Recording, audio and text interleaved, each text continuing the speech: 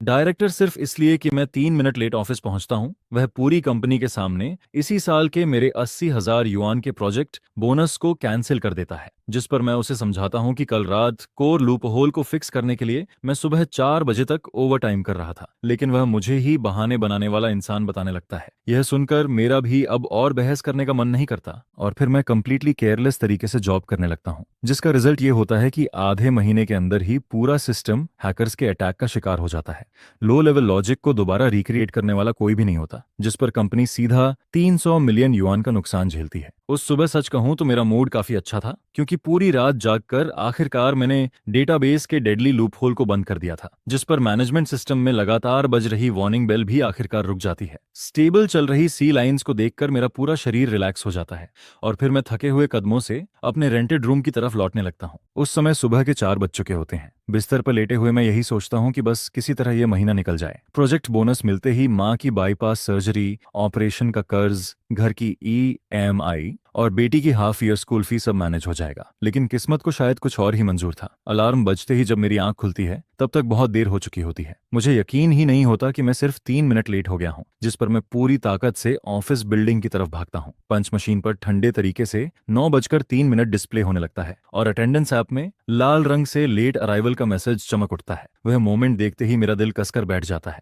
मुझे तुरंत समझ आ जाता है कि आज फिर डांट पड़ने वाली है, लेकिन मैं सोच भी नहीं सकता था कि डायरेक्टर इतना बड़ा वार करेगा। मॉर्निंग मीटिंग में दर्जनों कर्डर्स पूरे ऑफिस एरिया में बैठे होते हैं। कीबोर्ड की आवाज अचानक बंद हो जाती है। हवा में कड़वी कॉफी और पूरी रात ओवरटाइम करने की पसीने भरी स्मेल फैली हुई होती है। पूरा माहौल बेहद दबाव भरा लग रहा होता है, जिस पर डायरेक्टर वो अटेंडेंस शीट को कसकर पकड़ते हुए ऊपर खड़ा रहता है। उसका चेहरा पूरी तरह सख्त दिख रहा होता है। वह फेक तरीके से खंखारता है, फिर मेरी तरफ देखकर बोलता है, आज सबसे पहले एक बात अनाउंस करनी है। कुछ लोग खुद को सिस्टम कोड का भगवान समझने लगे हैं। यह सुनकर लिन चुआन को तुरंत एहसास हो जाता है कि वह उसी को टारगेट कर रहा है। फिर वह ऊंची आवाज में कहता है, लिन चुआन आज 3 मिनट लेट आया है। कंपनी रूल्स के मुताबिक उसका इस साल का पूरा 80,000 युआन प्रोजेक्ट बोनस काट लिया जाएगा। पूरा ऑफिस एकदम शांत हो जाता है। मेरे दिमाग में जोरदार धमाका सा होने लगता है। इन सीनियर मैनेजर्स की नजर में शायद 80,000 युआन सिर्फ एक वॉच की कीमत हो, लेकिन मेरे लिए वही माँ की जिंदगी बचाने वाला पैसा था। वही अगले महीने लोन डिफॉल्ट होने से बचाने वाली उम्मीद थी। वही पूरे फैमिली की साल भर की मेहनत का सहारा था। हर महीने सैलरी आते ही सारा पैसा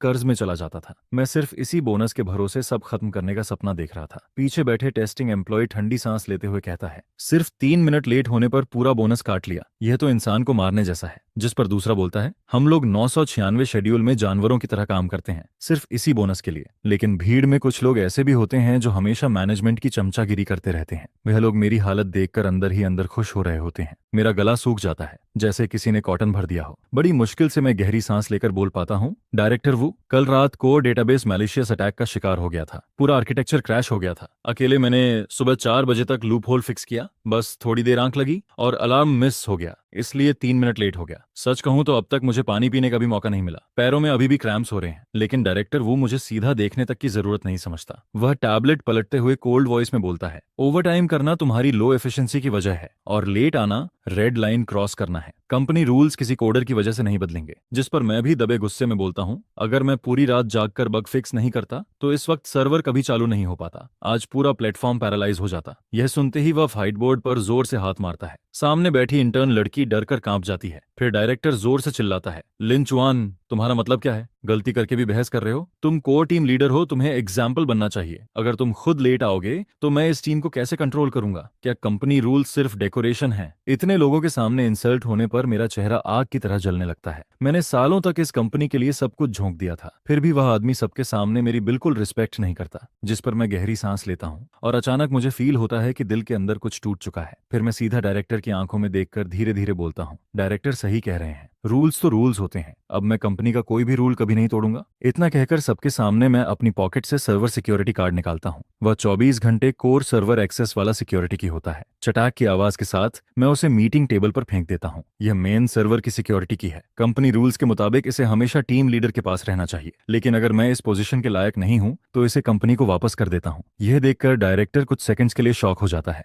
उसे उम्मीद नहीं थी कि मैं इतना आगे चला जाऊंगा। जिस पर ओल्ड चेन जल्दी से मेरा स्लीव पकड़कर धीरे से बोलता है, ब्रोदरलिन इतना इम्पल्सिव मत बनो। लेकिन मैं उसका हाथ हटाकर वापस अपनी सीट पर लौट जाता हूँ और फिर हैंडओवर डॉक्यूमेंट्स अरेंज करने लगता हूँ। दोपहर 3 बजे टेस्टिंग टीम मैसेज भेजती है कि नए प्रोडक्ट लॉन्च से पहले स्ट्रेस टेस्ट करना जरूरी है, जिस पर डायरेक्टर वो वर्क ग्रुप में मेरा नाम टैग करते हुए लिखता है, लिन चुआन आज रात ओवरटाइम करके टेस्टिंग टीम के साथ कोऑपरेट करो, सिस्टम स्टेबल रहना चाहिए। मैं मैसेज देखता हूँ लेकिन कोई रिप्लाई नहीं देता। ओल्ड चेन धीरे से पास आकर बोलता है, ब्रदर लिन डायरेक्टर तुम्हें बुला रहे हैं, जिस पर मैं कंप्यूटर स्क्रीन के नीचे राइट कॉर्नर में दिख रहा टाइम उसे दिखाता हूँ। उस वक्त शाम के 5:58 हो रहे होते हैं। मैं शांत आवाज में बोलता हूँ, कंपनी रूल्स के हिसाब से आज का वर्किंग टाइम खत्म होने वाला है। इतना बोलते ही क्लॉक सीधा 6 बजे बजा देता है। फिर मैं टाइम पर पंच आउट करता हूँ, अपना सामान उठाता हूँ और ऑफिस से बाहर निकलने लगता हूँ। पीछे से डायरेक्टर वो गुस्से में चिल्लाता है, लिंचुआन वहीं रुक जाओ। लेकिन मैं एक बार भी पीछे मुड़कर नहीं देखता और सीधे एलिवेटर में चला जाता हूँ। एलिवेटर का डोर बंद होते वक्त डायरेक्टर वो का गुस्से से लाल चेहरा धीरे धीरे छिप जाता है। उस मोमेंट लिफ्ट में सिर्फ मैं अकेला खड़ा होता हूँ। ठंडी दीवार से टिकते हुए अचानक मेरे मुंह से हंसी निकल जाती है। पूरे 5 साल बाद पहली बार टाइम पर ऑफिस छोड़ने का एहसास सच में बहुत शानदार लग रहा था। अगले दिन ऑफिस पहुंचते ही पूरे A&D डिपार्टमेंट का माहौल अजीब लग रहा होता है। ओल्ड चेन कॉफी लेकर मेरे पास आता है, फिर धीरे आवाज में बोलता है, ब्रोदरलिन कल रात नए प्रोडक्ट के low level source code check करते वक्त सिस्टम लगातार कॉन्फ्लिक्ट एरर दिखा रहा था। डायरेक्टर वू ने मुझे तुम्हें बुलाने भेजा है। लेकिन यह सुनकर भी मैं सिर उठाने की जरूरत तक महसूस नहीं करता। मैं बिना सिर उठाए स्क्रीन पर चल रहे रेगुलर मेंटेनेंस वर्क को ही घूरता रहता हूँ। फिर शांत आवाज में बोलता हूँ, मुझसे क्या लेना देना, मैं तो बस एक नॉर्मल कोडर हूँ जो कंपनी रूल्स को सीरियसली फॉलो करता है। 6 बजे ऑफिस खत्म मतलब काम खत्म। जिस पर ओल्ड चेन बेचैनी में दोनों हाथ रगड़ते हुए बोलता है, लेकिन वह कॉन्फ्लिक्ट वार्निंग उसी बेस आर्किटेक्चर से जुड़ी है जिसे कभी तुमने डिजाइन किया था। नए लोग उस लॉजिक को बिल्कुल नहीं समझते। अगर ऑफिशियल लॉन्च के समय कुछ हो गया तो मैं अपनी रिस्ट वॉच की तरफ नजर डालता हूँ, फिर बिना इमोशन के जवाब देता हूँ, वह प्रॉब्लम टेक्निकल डायरेक्टर को वरी करनी चाहिए। अभी वर्किंग आवर्स चल रहे हैं और मैं अपनी रिस्पॉन्सिबिलिटी वाला काम कर रहा हूँ। ऑफिस आवर्स के बाद की चीजें अब मेरी मैनेजमेंट के अंदर नहीं आती। यह सुनकर ओल्ड चेन लंबी सांस छोड़ता है और फिर चुपचाप वहां से चला जाता है। दोपहर तक डायरेक्टर वो इमरजेंसी मीटिंग बुला लेता है। मीटिंग रूम की बड़ी स्क्रीन पर लाल रंग में सिस्टम वार्निंग्स और सोर्स कोड एरर्स भरे पड़े होते हैं। डायरेक्टर वू का चेहरा बेहद अगली दिख रहा होता है। वह गुस्से में बोलता है, नया प्रोडक्ट अगले हफ्ते लॉन्च होना है, लेकिन अभी बेस सोर्स कोड में कंपैटिबिलिटी कॉन्फ्लिक्ट चल रहा है। इसे कौन सॉल्व करेगा? पूरा मीटिंग रूम एकदम शांत हो जाता है। नए प्रोग्रामर्स एक दूसरे को कंफ्यूज्ड होकर देखने लगते हैं। फिर ग्लासेस पहने एक लड़का डरते हुए बोलता है, डायरेक्टर ली, ये बेस आर्किटेक्चर बहुत ज्यादा कॉम्प्लिकेटेड है, हमें इसे समझने के लिए टाइम चाहिए। टाइम? यह सुनते ही डायरेक्टर वो जोर से टेबल पर हाथ मारता है। चेयरमैन खुद इस प्रोजेक्ट को मॉनिटर कर रहे हैं, सारे इन्वेस्टर्स प्रेस कॉन्फ्रेंस का इंतजार कर रहे हैं, अब कहां से टाइम लाऊं? जिस पर उसकी नजर सीधे मेरी तरफ घूमती है। वह ऊंची आवाज में बोलता है, लिंचुआन ये सोर्स कोड तुम्हारा लिखा हुआ है, तुम इसे हैंडल करो। लेकिन मैं फोन स्क्रॉल करते हुए सिर तक नहीं उठाता। फिर आराम से बोलता हूँ, अभी लंच ब्रेक चल रहा है, ये मेरे ऑफिशियल वर्किंग आवर्स में नहीं आता और कंपनी रूल्स के हिसाब से inter department cooperation proper process से होना चाहिए। आप सपोर्ट रिक्वेस्ट सबमिट कर सकते हैं। यह सुनते ही डायरेक्टर वू का चेहरा सुअर की तरह लाल हो जाता है, जिस पर मैं शांत नजरों से उसकी तरफ देखते हुए आगे बोलता हूँ, और मुझे याद है कंपनी हैंडबुक के आर्टिकल 38 में साफ लिखा है कि ओवर टाइम का पेमेंट या कंपेंसेटरी लीव मिलना चाहिए। तो आप डिसाइड कीजिए, आवरली पेमेंट देंगे या पहले मेरे 80,000 युआन बोनस वापस करेंगे। इतना सुनते ही मीटिंग रूम की हवा जैसे जम जाती है। डायरेक्टर वो काफी देर तक मुझे घूरता रहता है, फिर दांत पीसते हुए बोलता है, ठीक है, बहुत होशियार बन रहे हो। इसके बाद वह नए एम्प्लॉयज की तरफ मुड़कर बोलता है, तुम लोग आज रात ओवर टाइम करोगे, चाहे कुछ भी हो, यह इश्यू खत्म होना चाहिए, और अगर बिल्कुल भी सॉल्व नहीं हो रहा तो सिक्योरिटी ऑथेंटिकेशन लॉजिक को टेम्परेरी डिसेबल कर देना, बस प्रोडक्ट लॉन्च स्मूथली होना चाहिए। यह सुनते ही मेरा दिल कसकर बैठ जाता है। सिक्योरिटी ऑथेंटिकेशन बंद करना, यह तो ऐसा था जैसे फायरवॉल का दरवाजा पूरी तरह खोल देना। कोई भी नॉर्मल हैकर आसानी से अंदर घुस सकता था। जिस पर ओल्ड चेन भी घबराकर बोलता है, डायरेक्टर वू, यह रूल्स के खिलाफ है। Security authentication low level defence का कोर पार्ट है। लेकिन डायरेक्टर वो उसे बीच में ही काट देता है। डिसीजन मैंने लिया है, पहले प्रोडक्ट लॉन्च होगा, बाकी बातें बाद में देखेंगे। शाम के ठीक 6 बजे मैं कार्ड स्वाइप करके ऑफिस से निकलने लगता हूँ। A&D डिपार्टमेंट से गुजरते वक्त नए लोग अभी भी कोड को घूरते हुए सिर पकड़कर बैठे होते हैं। स्क्रीन पर रेड वार्निंग्स लगातार ब्लिंक कर रही होती हैं। उनमें से एक एम्प्लॉय कोड टाइप कर रहा होता है। वह डायरेक्टर वू का ऑर्डर फॉलो करते हुए सिक्योरिटी ऑथेंटिकेशन मॉड्यूल को डिसेबल करने वाला कमांड रन करने की तैयारी कर रहा होता है। होता है। मैं कुछ सेकंड्स तक उस कोड को चुपचाप देखता रहता हूँ। वह डिफेंस सिस्टम बनाने में मैंने पूरे 3 महीने लगाए थे, और अब एक ऐसा न्यू कमर जिसे कंपनी ज्वाइन किए आधा साल भी नहीं हुआ, अजीब कमांड से उसे डिस्ट्रॉय करने जा रहा था, जिस पर ओल्ड चेन पीछे से दौड़कर आता है और धीरे से पूछता है, ब्रोदर लिन, क्या तुम सच में सब इग्नोर कर दोगे? अगर कुछ बड़ा हो गया तो? मैं बैकपैक कंधे पर डालते हुए कोल्ड आवाज में बोलता हूँ, अगर कुछ होगा तो वह डायरेक्टर वो के डिसीजन की वजह से होगा। मैं तो बस एक नॉर्मल कोडर हूँ जिसे हमेशा प्रोजेक्ट बोनस काटने की आदत है। मेरे पास अथॉरिटी क्रॉस करने की हिम्मत नहीं है। ऑफिस बिल्डिंग से बाहर निकलते ही अचानक मेरा फोन वाइब्रेट करता है। वह सिस्टम की तरफ से आया ऑटोमेटेड मॉनिटरिंग ईमेल था। उसमें लिखा होता है कि core security module manually disable कर दिया गया है। मैं कुछ देर तक उस ईमेल को घूरता रहता हूँ, फिर साइलेंटली डिलीट बटन दबा देता हूँ। रात के 11 बजे डायरेक्टर वो की लगातार आती कॉल्स मेरी नींद तोड़ देती हैं। मैं फोन स्क्रीन देखता हूँ, फिर सीधे कॉल कट कर देता हूँ। इसके बाद करवट बदलकर दोबारा सो जाता हूँ। अगली सुबह ऑफिस पहुंचते ही माहौल पहले से भी ज्यादा अजीब लग रहा होता है। डायरेक्टर वो आंखों के नीचे काले घेरे लिए नए एम्प्लॉयज पर गुस्सा निकाल रहा होता है, लेकिन मेरी नजर बड़ी मॉनिटरिंग स्क्रीन पर जाती है। वहां फायरवॉल स्टेटस इंडिकेटर ग्रीन से येलो हो चुका होता है। इसका मतलब साफ था, कोई हमारी डिफेंस लाइन को प्रोब कर रहा था। लॉन्च काउंटडाउन के दूसरे दिन रात के 2 बजे अचानक डायरेक्टर वो का फोन पागलों की तरह बजने लगता है। वह नींद में फोन उठाता है और दूसरी तरफ से ऑपरेशन स्टाफ की घबराई हुई आवाज सुनाई देती है, डायरेक्टर, बहुत बड़ी प्रॉब्लम हो गई। सर्वर पर अचानक अब नॉर्मल एरर्स की भारी मात्रा आ गई है। सिस्टम लोड 90% तक पहुंच चुका है। अगर अभी फिक्स नहीं किया तो पूरा सर्वर क्रैश हो जाएगा। यह सुनते ही डायरेक्टर वो एकदम से उठ बैठता है। उसकी पूरी नींद गायब हो जाती है। वह तुरंत लैपटॉप खोलकर रिमोट एक्सेस से सर्वर कनेक्ट करता है। स्क्रीन पर लाल रंग के एरर लॉग्स भरे पड़े होते हैं, लेकिन असली प्रॉब्लम यह थी कि उसे उन कोड्स की समझ ही नहीं थी जिस पर वह सिर्फ फोन पर ऑर्डर्स देकर सिचुएशन संभालने की कोशिश करता है। लेकिन ड्यूटी पर बैठा श्याओवांग और ज्यादा पैनिक होने लगता है। कांपती आवाज में वह बोलता है, डायरेक्टर वू, मुझे सच में समझ नहीं आ रहा क्या करूं। ऐसे एरर्स मैंने पहले कभी नहीं देखे। यह सुनकर डायरेक्टर वू के माथे पर ठंडा पसीना आ जाता है। वह ऑफिस में इधर उधर चक्कर लगाने लगता है। उसी मोमेंट उसके दिमाग में लिन चुआन का नाम आता है, लेकिन अगले ही पल वह उस थॉट को खुद ही दबा देता है। आखिर कुछ घंटे पहले ही उसने पूरी कंपनी के सामने मेरे 80,000 युआन काटे थे। अब आधी रात को मदद मांगने जाता तो उसकी रिस्पेक्ट कहाँ जाती, जिस पर वह दांत पीसते हुए फैसला लेता है, शाओवांग, उन एरर वार्निंग्स को इग्नोर करो, डायरेक्ट ओवरराइड पैच इस्तेमाल करो, फोर्सफुली सारे एरर कोड्स दबा दो, पहले सिस्टम को चलने दो, बाकी बाद में देखेंगे। शाओवांग कुछ सेकंड्स हेजिटेट करता है, लेकिन आखिरकार ऑर्डर मान लेता है। 10 मिनट बाद स्क्रीन पर चमक रही सारी रेड वार्निंग्स गायब हो जाती हैं। सिस्टम लोड भी धीरे धीरे नीचे आने लगता है। यह देखकर डायरेक्टर वो राहत की सांस लेता है। उसे लगने लगता है कि उसने बहुत स्मार्ट डिसीजन लिया है। फिर वह कॉल डिस्कनेक्ट करके आराम से वापस सो जाता है। अगली सुबह ठीक 9 बजे मैं हमेशा की तरह कार्ड स्वाइप करके ऑफिस पहुंचता हूं, लेकिन सीट पर बैठते ही मुझे एटमॉस्फेयर कुछ अलग महसूस होता है। ओल्ड चेन का चेहरा पूरी तरह सफेद पड़ चुका होता है। वह मॉनिटरिंग पैनल को घूर रहा होता है और उसकी उंगलियां कांप रही होती हैं। मैं पास जाकर स्क्रीन पर नजर डालता हूं और मेरा दिल तुरंत बैठ जाता है। फायरवॉल का कोर ऑथेंटिकेशन मॉड्यूल अब नॉर्मल स्टेटस दिखा रहा होता है। सिक्योरिटी लॉग्स में एक हिडन डेटा ब्रीच दिखाई दे रहा था। इसका मतलब साफ था, कोई इंसान या प्रोग्राम नॉर्मल ऑथेंटिकेशन प्रोसेस को बायपास करके अंदर घुस चुका था, जिस पर मैं तुरंत पिछली रात के सिस्टम लॉग्स खोलता हूं।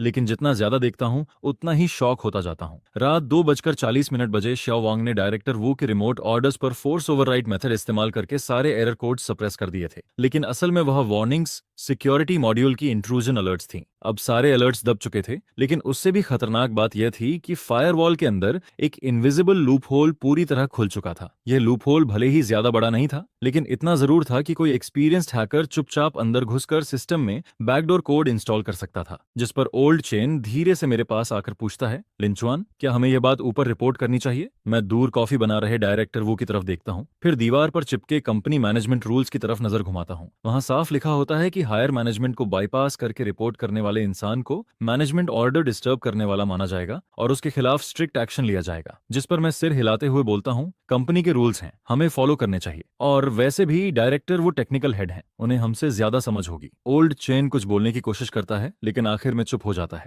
इतने में डायरेक्टर वो कॉफी कप लेकर हमारे पास आता है। हमें मॉनिटरिंग पैनल घूरते देखकर वह सार्कास्टिक स्माइल के साथ बोलता है, तुम लोग भी बेवजह टेंशन लेते रहते हो। कल रात की प्रॉब्लम मैं ऑलरेडी सॉल्व कर चुका हूँ। अब आराम से लॉन्च प्रिपरेशन करो, हर वक्त घोस्ट्स मत ढूंढते फिरो। मैं हल्का सा सिर हिलाता हूँ और क्वाइटली सिस्टम लॉग्स वाली विंडो बंद कर देता हूँ। शाम के ठीक 6 बजे मैं टाइम पर ऑफिस छोड़ देता हूँ। कंपनी बिल्डिंग से बाहर निकलते वक्त होराइजन पर फैला सनसेट खून की तरह लाल दिख रहा होता है। मैं फोन निकालकर माँ का आया मैसेज देखता हूँ। उसमें लिखा होता है कि डॉक्टर ने अगले हफ्ते हॉस्पिटल एडमिट होने को कहा है, सर्जरी की प्रिपरेशन करनी होगी, लेकिन माँ फिर भी मुझे पैसे की चिंता ना करने के लिए बोल रही होती है। मैं फोन वापस पॉकेट में डाल देता हूँ और फिर तेज कदमों से आगे बढ़ने लगता हूँ। अब कंपनी की प्रॉब्लम से मेरा कोई लेना देना नहीं था, लेकिन सिस्टम में खुला वह हिडन क्रैक अब भी वहीं मौजूद था, बिल्कुल एक साइलेंट टाइम बॉम्ब की तरह जो सही मौके का इंतजार कर रहा था। नए प्रोडक्ट लॉन्च से एक रात पहले पूरा A&D डिपार्टमेंट रोशनी से चमक रहा होता है। हर कोई प्रेशर टेस्ट्स और फाइनल डेटा वेरिफिकेशन में लगा हुआ था। पूरे एटमॉस्फेयर में टेंशन फैली हुई होती है। चेयरमैन सु खुद वहां मौजूद होता है और इन्वेस्टर डायरेक्टर शेन भी वीडियो कॉन्फ्रेंस के जरिए ऑनलाइन मॉनिटरिंग कर रहा होता है। यह प्रोडक्ट अगले 3 साल की कंपनी स्ट्रैटेजी का सबसे बड़ा हिस्सा था। रात के 8 बजे अचानक मॉनिटरिंग कंसोल में तेज वार्निंग अलार्म्स बजने लगते हैं। स्क्रीन पर लगातार dangerous loop hole alerts popup होने लगते हैं और सबसे डरावनी बात यह थी कि ये सारे फ्लॉज सिक्योरिटी आर्किटेक्चर की कोर वीकनेस थी। ओल्ड चेन स्क्रीन को घूरते हुए पसीने में भीग जाता है। अगर इन लूप होल्स को तुरंत फिक्स नहीं किया गया तो कल ऑफिशियल लॉन्च के बाद कंपनी का कोर डेटाबेस हैकर्स के लिए खुला मैदान बन जाता, जिस पर डायरेक्टर वू का चेहरा तुरंत सफेद पड़ जाता है। वह ऑफिस में 3 चक्कर लगाता है और आखिरकार अचानक डोर खोलकर मेरी डेस्क तक आ जाता है। वह गुस्सा दबाने की कोशिश करता है, लेकिन उसकी आवाज फिर भी कांप रही होती है। लिंचुआन, सिस्टम में हाई रिस्क लूप होल्स आ गए हैं, तुम्हें अभी तुरंत ओवरटाइम करके इन्हें फिक्स करना होगा, यह ऑर्डर है। मैं सिर उठाकर कंप्यूटर के नीचे दिख रहा टाइम देखता हूँ। रात के 8:15 बज रहे होते हैं। फिर मेरी नजर वॉल पर लगी एम्प्लॉय फोटो पर जाती है। वह फोटो 2 महीने पुरानी होती है, जब मुझे अब भी यकीन था कि मेहनत का रिवॉर्ड मिलता है। जिस पर मैं शांत आवाज में बोलता हूँ, डायरेक्टर वू, लेबर कॉन्ट्रैक्ट में साफ लिखा है कि ओवरटाइम के लिए पहले रजिस्ट्रेशन और पेमेंट कंफर्मेशन जरूरी है, और पिछले महीने का मेरा 80,000 युआन प्रोजेक्ट बोनस भी अभी क्लियर नहीं हुआ। क्या पहले वो अमाउंट सेटल कर सकते हैं? यह सुनते ही डायरेक्टर वो पूरी तरह स्टन्नड रह जाता है। उसे उम्मीद नहीं थी कि मैं ऐसी डिमांड रखूंगा। उसका चेहरा गुस्से से लाल हो जाता है।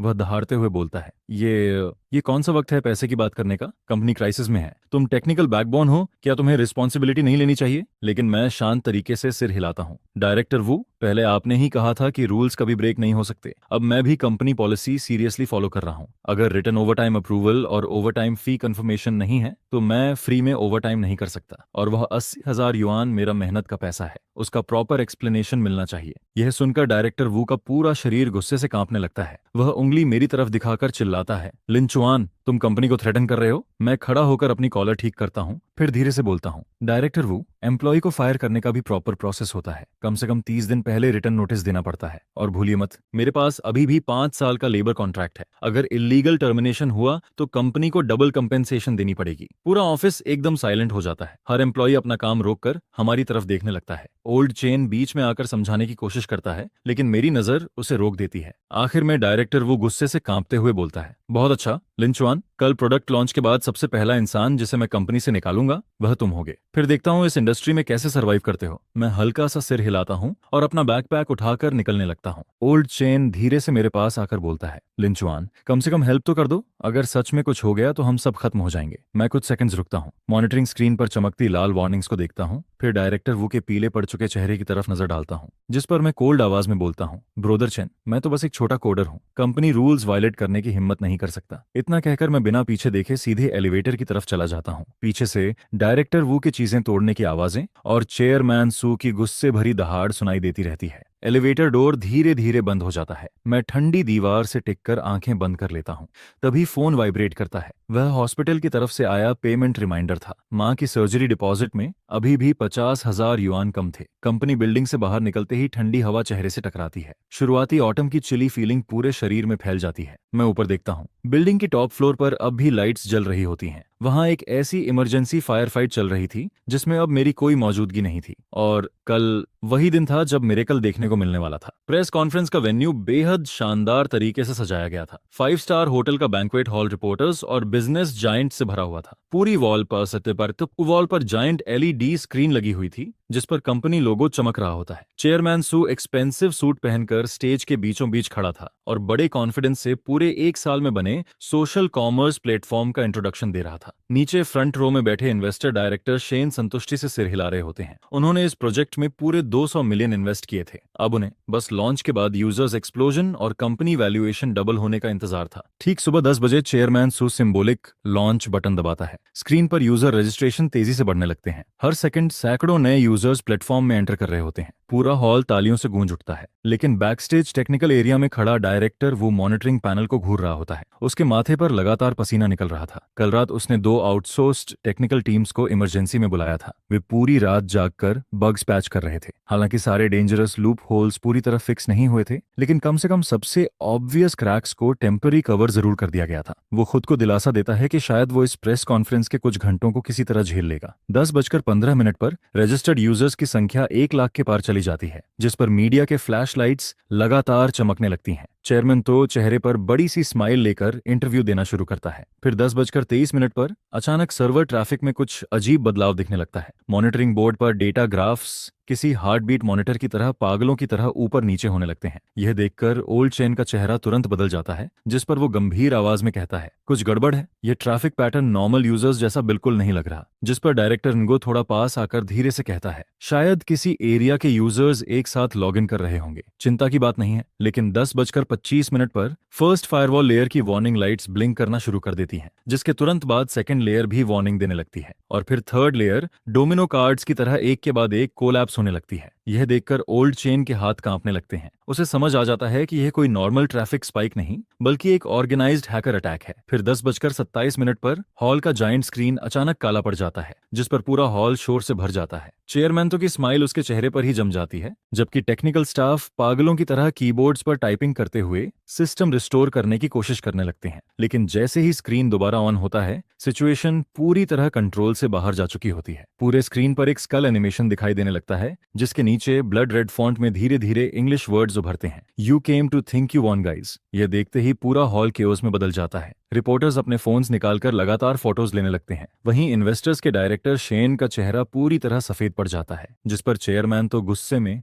बैकस्टेज की तरफ दौड़ते हुए डायरेक्टर इनगो पर चिल्लाता है, ये सब क्या हो रहा है। डायरेक्टर इनगो पूरा कांपते हुए टूटे फूटे शब्दों में कहता है, मुझे नहीं पता, शायद हैकर्स ने अटैक किया है, हम अभी इसे हैंडल कर लेंगे। लेकिन तब तक बहुत देर हो चुकी होती है। Hacker codename GY underground hacker forums की दुनिया का एक लेजेंड माना जाता है, जिसने काफी समय पहले से इस प्लेटफॉर्म को टारगेट कर रखा था। वह अनपैच्ड सिक्योरिटी लूप होल्स का फायदा उठाकर पिछले कई दिनों से सिस्टम के अंदर छिपा बैठा था, और आज प्रेस कॉन्फ्रेंस के दौरान बढ़ा हुआ ट्रैफिक उसके लिए परफेक्ट मौका बन जाता है। 10:30 पर जीवाई अपना पहले से प्लान्ड DDoS अटैक शुरू कर देता है, जिसके साथ उसका इंट्रूजन प्रोग्राम भी एक्टिवेट हो जाता है। जिन सिक्योरिटी लूपहोल्स को डायरेक्टर इनगो ने इग्नोर किया था, वही अब हैकर के लिए सीधे अंदर घुसने वाला हाईवे बन जाते हैं। फिर जायंट स्क्रीन पर मौजूद स्कल बोलना शुरू कर देता है, जिसकी इलेक्ट्रॉनिक सिंथेसाइज्ड वॉइस पूरे हॉल में गूंजने लगती है। तुम लोगों का सिस्टम कागज जितना कमजोर है, और उस बेवकूफ टेक्निकल डायरेक्टर का शुक्रिया जिसने मेरे लिए दरवाजा पूरी तरह खोल दिया। यह सुनते ही डायरेक्टर इनगो का चेहरा कागज की तरह सफेद पड़ जाता है। उसके पैर कांपने लगते हैं और वो लगभग जमीन पर गिरने ही वाला होता है, जिस पर मीडिया रिपोर्टर्स और ज्यादा एक्साइटेड हो जाते हैं, क्योंकि यह साल का सबसे बड़ा टेक स्कैंडल बन चुका होता है। फ्लैश लाइट्स और तेजी से चमकने लगती हैं, और काउंटलेस कैमरों स्टेज की तरफ घूम जाते हैं, जहां चेयरमैन तो पूरी तरह घबराया हुआ खड़ा होता है। वहीं बैकस्टेज मॉनिटरिंग रूम में सारी डिफेंस सिस्टम्स एक एक करके कोलैप्स होने लगती हैं। ओल्ड चेन होपलेस होकर स्क्रीन पर तेजी से स्क्रॉल होते इंट्रूजन लॉग्स को देखता रहता है। फिर वो बड़बड़ाते हुए कहता है, सब खत्म हो गया, इस बार सच में खत्म हो गया। और उसी समय मैं हॉस्पिटल कॉरिडोर की बेंच पर अपनी माँ के साथ सर्जरी चेकअप के लिए वेट कर रहा होता हूँ। तभी मेरा फोन लगातार वाइब्रेट होने लगता है। कंपनी के कॉलीग्स एक के बाद एक मैसेजेस भेज रहे होते हैं, लेकिन मैं बिना देखे ही फोन स्विच ऑन ऑफ कर देता हूँ। उधर प्रेस कॉन्फ्रेंस का सीन पूरी तरह डिजास्टर में बदल चुका होता है। चेयरमैन तो गुस्से से भरा बैक स्टेज में घुसता है, जबकि इन्वेस्टर डायरेक्टर शेन उसके पीछे पीछे आता है। उसके नीट सूट के पीछे छिपा हुआ गुस्सा साफ दिखाई दे रहा होता है। फिर हॉल के अंदर मौजूद मीडिया चैनल्स लाइव ब्रॉडकास्ट शुरू कर देते हैं। टेक न्यूज प्लेटफॉर्म्स पर नोटिफिकेशंस एक के बाद एक आने लगती हैं, और हर हेडलाइन पिछली से ज्यादा शॉकिंग दिखाई देती है, जिस पर डायरेक्टर इनगो चेयर पर गिर जाता है। दोनों हाथों से अपना सिर पकड़कर बैठा रहता है, जबकि उसके चेहरे से पसीना लगातार बह रहा होता है। मॉनिटरिंग बोर्ड पर दिख रहा डेटा पूरी तरह बर्बाद नजर आ रहा होता है। हैकर अटैक ऐसे आगे बढ़ रहा होता है जैसे वहां कोई डिफेंस मौजूद ही ना हो। हैकर्स सिस्टम के अंदर फ्रीली घूमते हुए यूजर डेटाबेस तक पहुंचने लगते हैं। एक्सेस लॉग्स तेजी से स्क्रॉल होने लगते हैं, और हर नई लाइन का मतलब होता है कि बड़ी मात्रा में यूजर डेटा चोरी किया जा रहा है। जिस पर चेयरमैन तो चिल्लाते हुए कहता है, हैकर्स फर्स्ट सिक्योरिटी लाइन तोड़ चुके हैं, वो अब कोर डेटाबेस में घुस रहे हैं। अगर यही स्पीड रही तो सिर्फ 10 मिनट में पूरा प्राइवेट यूजर डेटा चोरी हो जाएगा। यह सुनकर डायरेक्टर शेन जोर से टेबल पर मुक्का मारता है और कहता है, 10 मिनट? तुम्हारी सिक्योरिटी बस इतनी ही है? हमने 200 मिलियन युआन इन्वेस्ट किए और तुम लोग एक हैकर तक नहीं रोक पा रहे? फिर चेयरमैन तो गुस्सा दबाते हुए डायरेक्टर नगो से कहता है, तुरंत इमरजेंसी प्रोटोकॉल एक्टिवेट करो, अटैक सोर्स बंद करो और कोर डेटा को बचाओ। जिस पर डायरेक्टर नगो पैनिक में खड़ा हो जाता है, लेकिन उसे सिक्योरिटी आर्किटेक्चर की असली समझ होती ही नहीं है, इसलिए वो अपनी आधी अधूरी नॉलेज के दम पर ब्लाइंडली ऑर्डर्स देने लगता है। वो कुछ सेकंड्स तक स्क्रीन को घूरता रहता है और फिर अचानक उसे एक तरीका सूझता है जिसे वो जीनियस सॉल्यूशन समझ लेता है। जल्दी मेन पावर कट करो, पूरे सर्वर को फिजिकली शट डाउन करके सीधे रीस्टार्ट करो। यह सुनते ही ओल्ड चेन शॉक में आ जाता है और तुरंत चिल्लाता है, डायरेक्टर नगो, ऐसा मत कीजिए, सिस्टम अभी हैवी लोड पर चल रहा है। अचानक पावर कट करने से फिजिकल डेटा डैमेज हो सकता है। लेकिन डायरेक्टर नगो उसकी बात काटते हुए चिल्लाता है, अब टाइम नहीं है, मेरी बात मानो, तुरंत पावर ऑफ करके उस हैकर को बाहर फेंको। जिस पर सारे टेक्निकल स्टाफ एक दूसरे को कंफ्यूज्ड नजरों से देखने लगते हैं, लेकिन आखिर में उन्हें ऑर्डर मानना ही पड़ता है। सर्वर रूम आता, सर्वर रूम का ड्यूटी स्टाफ कांपते हाथों से इमरजेंसी शटडाउन बटन दबा देता है और अगले ही पल सारे सर्वर्स एक साथ बंद हो जाते हैं। मॉनिटरिंग पैनल अंधेरे में डूब जाता है। कुछ सेकंड्स की खामोशी के बाद सर्वर दोबारा बूट होना शुरू करते हैं। कूलिंग फैंस की आवाज फिर से गूंजने लगती है। यह देखकर डायरेक्टर नगो राहत की सांस लेता है। उसे लगने लगता है कि उसने सिचुएशन संभाल ली, लेकिन सिर्फ 3 मिनट बाद उसका चेहरा किसी डेड पर्सन से भी ज्यादा खराब दिखाई देने लगता है, क्योंकि सिस्टम 30% बूट होने के बाद ही फ्रीज हो जाता है। असल में पावर लॉस के उसी मोमेंट पर core platform data physically corrupt हो चुका होता है। जो फाइल्स उस समय राइट हो रही थीं, वे फोर्सफुली इंटरप्ट होने की वजह से पूरी तरह डिस्ट्रॉय हो जाती हैं। पूरा डेटाबेस अनरीडेबल गार्बेज में बदल जाता है। और सबसे खतरनाक बात यह होती है कि हैकर बाहर निकला ही नहीं था, वो पहले से ही सिस्टम के अंदर कई हिडन बैकडोर्स इंस्टॉल कर चुका होता है, इसलिए रीस्टार्ट उसके लिए सिर्फ मामूली डिस्टर्बेंस बनकर रह जाता है। जैसे ही सर्वर्स दोबारा स्टार्ट होते हैं, उसका अटैक प्रोग्राम ऑटोमेटिकली एक्टिवेट हो जाता है और वो फिर से डेटा डिस्ट्रॉय करना शुरू कर देता है। ओल्ड चेन कांपती आवाज में एरर लॉग्स को देखते हुए कहता है, सब खत्म हो गया, प्लेटफॉर्म डेटा करप्ट हो चुका है, सिस्टम अब कभी प्रॉपर्ली बूट नहीं होगा और हैकर अभी भी अंदर मौजूद है, अब वो जो चाहे कर सकता है। यह सुनते ही चेयरमैन तो का चेहरा हरे से सफेद पड़ जाता है।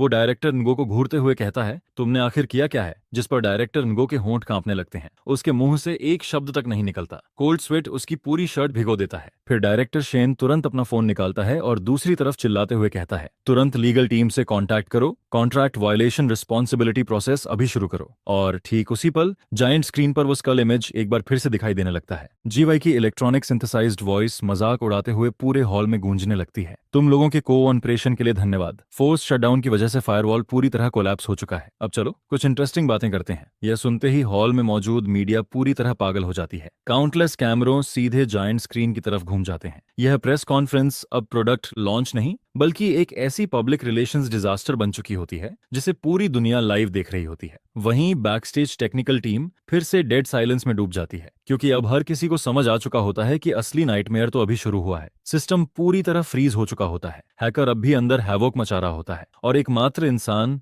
जो इस सिचुएशन को बचा सकता था वो इस समय अपनी मां के साथ हॉस्पिटल में बैठा होता है। ऊपर से उसका फोन भी स्विच ऑफ होता है। फिर सर्वर क्रैश की खबर इंटरनेट पर किसी वायरस की तरह फैलने लगती है। प्रेस कॉन्फ्रेंस के लाइव स्ट्रीम, हाईजैक होने वाला वीडियो सिर्फ आधे घंटे के अंदर सभी बड़े प्लेटफॉर्म्स के ट्रेंडिंग सर्चेस में टॉप पोजीशन पर पहुंच जाता है, जिस पर योंकिंग कंपनी के ऑफिशियल अकाउंट के कमेंट सेक्शन पूरी तरह कोलैप्स हो जाते हैं। न्यूली रजिस्टर्ड यूजर्स डिस्कवर करते हैं कि वे लॉग इन ही नहीं कर पा रहे। जिन लोगों ने पैसे डिपॉजिट किए थे उन्हें समझ ही नहीं आता कि उनका पैसा कहां गायब हो गया। कस्टमर केयर हॉटलाइंस लगातार रिंग होने लगती हैं। Dozens of call centre employees phone उठाते उठाते पूरी तरह टूट जाते हैं, लेकिन हर कोई बस एक ही लाइन दोहराता रहता है, हम इश्यू को अर्जेंटली फिक्स कर रहे हैं, कृपया पेशेंटली वेट करें। लेकिन यूजर्स का पेशेंस कब का खत्म हो चुका होता है। कुछ लोग सोशल मीडिया प्लेटफॉर्म्स पर कलेक्टिव प्रोटेस्ट ऑर्गेनाइज करना शुरू कर देते हैं। वहीं कुछ सीधे पुलिस कंप्लेंट दर्ज करवा देते हैं कि उनके साथ फ्रॉड हुआ है, और कई लोग मीडिया कंपनीज को टैग करके इस स्कैंडल को एक्सपोज करने की मांग करने लगते हैं। सिर्फ 1 घंटे के अंदर टॉपिक व्यूज 300 मिलियन क्रॉस कर जाते हैं और कंपनी का नाम हिस्ट्री की सबसे खराब प्रेस कॉन्फ्रेंस के टैग के साथ परमानेंटली जुड़ जाता है। दोपहर 2 बजे जैसे ही स्टॉक मार्केट खुलता है, कंपनी के शेयर्स बिना रुके नीचे गिरने लगते हैं। मेजर शेयर होल्डर्स पैनिक में अपने शेयर्स बेचने लगते हैं। स्मॉल इन्वेस्टर्स डर कर मार्केट से भागने लगते हैं। सेल ऑनर्स तुरंत लिमिट तक पहुंच जाते हैं। फाइनेंशियल मीडिया लगातार ब्रेकिंग न्यूज पुश करने लगती है। एक टेक कंपनी की मार्केट वैल्यू सिर्फ एक दिन में 300 मिलियन युआन से ज्यादा एवेपोरेट हो गई। गई। यह इस साल की सबसे बड़ी गिरावट बन चुकी है, जिस पर चेयरमैन तो अपने ऑफिस में बैठा होता है। उसके सामने 7 से 8 फोन्स पड़े होते हैं और हर फोन लगातार वाइब्रेट कर रहा होता है। बोर्ड मेंबर्स, पार्टनर्स, एडवर्टाइजर्स, हर कोई बस एक ही सवाल पूछ रहा होता है, सिस्टम आखिर कब रिस्टोर होगा? लेकिन उसके पास कोई जवाब नहीं होता। A&D डिपार्टमेंट से आने वाली हर नई रिपोर्ट पिछली से ज्यादा होपलेस होती जाती है। सिस्टम पूरी तरह पैरालाइज्ड हो चुका होता है, डेटा सीरियसली करप्ट हो चुका होता है, यहाँ तक कि हायर एक्सटर्नल टीम्स भी सिर्फ लॉग्स देखकर सिर हिलाते हुए वापस लौट जाती हैं। फिर शाम 3 बजे इन्वेस्टर डायरेक्टर शेन का कॉल आता है। उसकी आवाज बर्फ की तरह ठंडी होती है। चेयरमैन, तो मुझे उम्मीद है कि आपको हमारी काउंटरपार्ट एग्रीमेंट याद होगी। प्लेटफॉर्म लॉन्च होने के 3 महीने के अंदर मंथली एक्टिव यूजर्स 5 मिलियन पहुंचने चाहिए थे। अगर ऐसा नहीं हुआ तो आपको मेरे 30% शेयर्स बाय बैक करने होंगे। यह सुनते ही चेयरमैन तो के हाथ कांपने लगते हैं। वो मुश्किल से कहता है, डायरेक्टर शेन, हम इसे जल्द ठीक कर देंगे, यह सिर्फ टेम्पररी टेक्निकल इश्यू है। लेकिन डायरेक्टर शेन तुरंत उसकी बात काट देता है। Technical issue? पूरी इंटरनेट दुनिया अभी तुम लोगों को जोक की तरह देख रही है। यूजर्स का ट्रस्ट पूरी तरह कोलैप्स हो चुका है। अगर आज तुम सिस्टम फिक्स भी कर लो तब भी कौन तुम्हारा प्लेटफॉर्म यूज करेगा? फिर वो ठंडी आवाज में आगे कहता है, अगर सुबह होने से पहले सिस्टम रिस्टोर नहीं हुआ तो मैं तुरंत कॉम्पेंसेशन प्रोसेस एक्टिवेट कर दूंगा। एग्रीमेंट के मुताबिक तुम्हें इन्वेस्टमेंट लॉस का 3 गुना कॉम्पेंसेट करना होगा, यानी पूरे 600 मिलियन युआन। इतना कहकर कॉल डिस्कनेक्ट हो जाता है और ऑफिस में डेड साइलेंस छा जाता है। 600 मिलियन युआन कंपनी अकाउंट में, इतना पैसा तो छोड़ो, पूरी कंपनी बेच देने के बाद भी ये अमाउंट पूरा नहीं हो सकता था। जिस पर चेयरमैन तो अचानक ऑफिस से बाहर निकलता है और सीधे A&D डिपार्टमेंट की तरफ दौड़ जाता है। वहां डायरेक्टर नगो गुस्से में टेक्निकल स्टाफ पर चिल्ला रहा होता है, लेकिन सारे एम्प्लॉयज सिर झुकाकर खामोश खड़े रहते हैं। पूरे ऑफिस का एटमॉस्फेयर इतना हैवी होता है कि कोई जोर से सांस लेने की हिम्मत तक नहीं करता। फिर चेयरमैन तो सीधे डायरेक्टर नगो की कॉलर पकड़ लेता है और गुस्से में पूछता है, मुझे बताओ, ये आखिर कब तक ठीक होगा? डायरेक्टर नगो का चेहरा पूरी तरह सफेद पड़ जाता है। वो कांपती आवाज में कहता है, चेयरमैन, तो मैंने 3 एक्सटर्नल सिक्योरिटी कंपनी से कांटेक्ट किया है, लेकिन सिस्टम लॉग्स देखने के बाद सबने कहा कि प्लेटफॉर्म आर्किटेक्चर बहुत ज्यादा कॉम्प्लेक्स है। इसे शॉर्ट टाइम में रिपेयर करना प्रैक्टिकली इम्पॉसिबल है। ये सुनते ही चेयरमैन तो उसके कॉलर को छोड़ देता है। उसका पूरा शरीर ऐसे लग रहा होता है जैसे सारी ताकत निकल चुकी हो। फिर वो अचानक किसी बात को याद करता है, लिनशुआन कहाँ है? लिनशुआन को बुलाओ, वही इसे फिक्स करेगा। लेकिन यह सुनते ही पूरा ऑफिस साइलेंस में डूब जाता है, जिस पर ओल्ड चेन धीरे से कहता है, लिनशुआन ने आज लीव ली थी, वो अपने फैमिली मेंबर को हॉस्पिटल लेकर गया है और उसका फोन भी स्विच्ड ऑफ है। यह सुनकर चेयरमैन तो अचानक फ्रीज हो जाता है। तभी उसे याद आता है कि कुछ दिन पहले ही डायरेक्टर नगो ने पब्लिकली लिनशुआन का 80,000 युआन का प्रोजेक्ट बोनस काट लिया था। और कल रात जब सिस्टम में हाई रिस्क वल्नरेबिलिटी दिखाई दी थी, तब भी डायरेक्टर नगो ने लिनशुआन की सारी कंडीशंस रिजेक्ट कर दी थीं। उसी समय हैकर जी वाई की तरफ से पहला रैंसम ईमेल आता है। ईमेल का टाइटल बेहद सिंपल होता है, क्या तुम अपना डेटा वापस चाहते हो? और ईमेल के अंदर सिर्फ एक लाइन और एक नंबर लिखा होता है, 1000 बिटकॉइन। करंट एक्सचेंज रेट के हिसाब से 1000 बिटकॉइन की वैल्यू 40 मिलियन युआन से ज्यादा होती है। चेयरमैन तो उस ईमेल को घूरता रहता है। उसकी कनपटी लगातार फड़क रही होती है। एक तरफ इन्वेस्टर को 600 मिलियन युआन कंपेंसेशन देना था और दूसरी तरफ हैकर को 40 मिलियन युआन रैंसम। दोनों रास्ते सीधे मौत की तरफ जा रहे होते हैं और इस पूरे केओस के बीच एकमात्र इंसान जो शायद कंपनी को बचा सकता था, वो इस समय हॉस्पिटल की लंबी बेंच पर अपनी मां के साथ सर्जरी अपडेट का इंतजार कर रहा होता है। उसे इन सब चीजों की स्लाइटेस्ट खबर तक नहीं होती। शाम 6 बजे चेयरमैन तो कुछ सीनियर एग्जीक्यूटिव्स को साथ लेकर फिर से A&D डिपार्टमेंट में पहुंचता है। उसका चेहरा इतना डार्क दिखाई दे रहा होता है जैसे अभी पानी टपकने लगेगा। पूरे ऑफिस में मौजूद लोग अपना काम रोक देते हैं। कोई जोर से सांस लेने की भी हिम्मत नहीं करता। फिर चेयरमैन तो पूरे ऑफिस पर नजर घुमाते हुए भारी आवाज में कहता है, मुझे फर्क नहीं पड़ता कि तुम लोग कौन सा तरीका यूज करते हो, लेकिन सुबह होने से पहले सिस्टम हर हालत में ठीक होना चाहिए।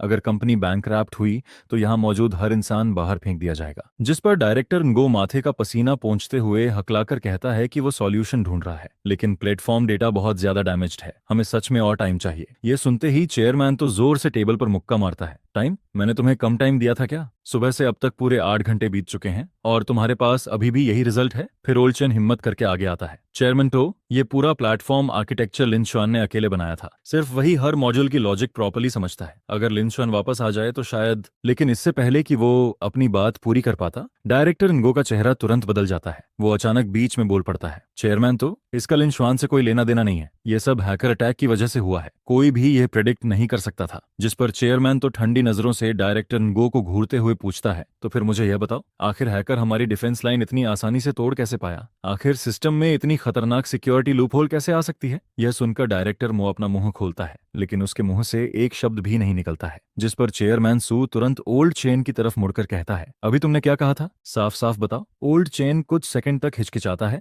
जिसके बाद वह गहरी सांस सांस लेकर बोलना शुरू करता है, चेयरमैन सू, असल में सिस्टम लॉन्च होने से पहले ही high risk loopholes detect हो चुके थे। लिन शुआन ने उस समय वार्निंग भी दी थी। इतना कहते हुए वह डायरेक्टर मो की तरफ देखता है, लेकिन टाइम बहुत कम था, जिस पर डायरेक्टर मो ने फैसला किया कि पहले सिस्टम लॉन्च करो, बाद में फिक्स कर लेंगे। यह सुनते ही चेयरमैन सू का चेहरा और भी ज्यादा भयानक हो जाता है। फिर वह ठंडी आवाज में पूछता है, और आओ, और कुछ? जिस पर ओल्ड चेन गहरी सांस लेकर पिछले कुछ दिनों में हुई सारी घटनाएं बताना शुरू करता है। डायरेक्टर वू के जबरदस्ती सिक्योरिटी ऑथेंटिकेशन बंद करवाने से लेकर आधी रात को लिटिल वॉन्ग को एरर कोड ओवरराइट करने का ब्लाइंड ऑर्डर देने तक, और फिर कल रात लिन शुआन की ओवरटाइम कंडीशंस ठुकराने तक, हर एक बात चेयरमैन सू के दिल में चाकू की तरह चुभती चली जाती है। पूरे ऑफिस में सन्नाटा छा जाता है। हर कोई सिर झुकाकर खड़ा रहता है और कोई भी डायरेक्टर वू की तरफ देखने की हिम्मत नहीं करता है। जिस पर चेयरमैन सू धीरे धीरे मुड़कर डायरेक्टर वू को घूरता है और बर्फ जैसी ठंडी आवाज में पूछता है, अब भी तुम्हारे पास कुछ कहने को बचा है? यह सुनकर डायरेक्टर वू का पूरा शरीर कांपने लगता है, लेकिन अचानक जैसे उसे कोई आखिरी उम्मीद मिल गई हो, वह जोर से चिल्लाता है, चेयरमैन सू, यह सब लिन शुआन की साजिश है। जिस पर वह जल्दी जल्दी बोलना जारी रखता है। उसने जानबूझकर सोर्स कोड में बैकडोर छोड़ा था और फिर हैकर्स के साथ मिलकर कंपनी पर अटैक करवाया। आखिर हैकर हमारे सिस्टम को इतनी अच्छी तरह कैसे जानता था? वह इतना एक्यूरेट अटैक कैसे कर सकता था? जरूर लिन शुआन ने ही कोर सोर्स कोड लीक किया है। यह सुनते ही पूरा ऑफिस हंगामे में बदल जाता है। कुछ लोग शॉक्ड हो जाते हैं, कुछ गुस्से में आ जाते हैं, लेकिन ज्यादातर लोगों को इस बात पर बिल्कुल भरोसा नहीं होता है। जिस पर ओल्ड चेन गुस्से से लाल होकर चिल्लाता है, डायरेक्टर मो, किसी पर झूठा इल्जाम मत लगाओ। लिन शुआन पिछले 5 सालों से कंपनी में काम कर रहा है। उसने आज तक कंपनी के खिलाफ कुछ नहीं किया। लेकिन डायरेक्टर मो तुरंत पलटकर बोलता है, तो फिर सबसे जरूरी समय पर उसने ओवरटाइम करने से मना क्यों किया? कंपनी को मुश्किल में देखकर भी वह चुप क्यों रहा? अगर यह बदला नहीं है तो और क्या है?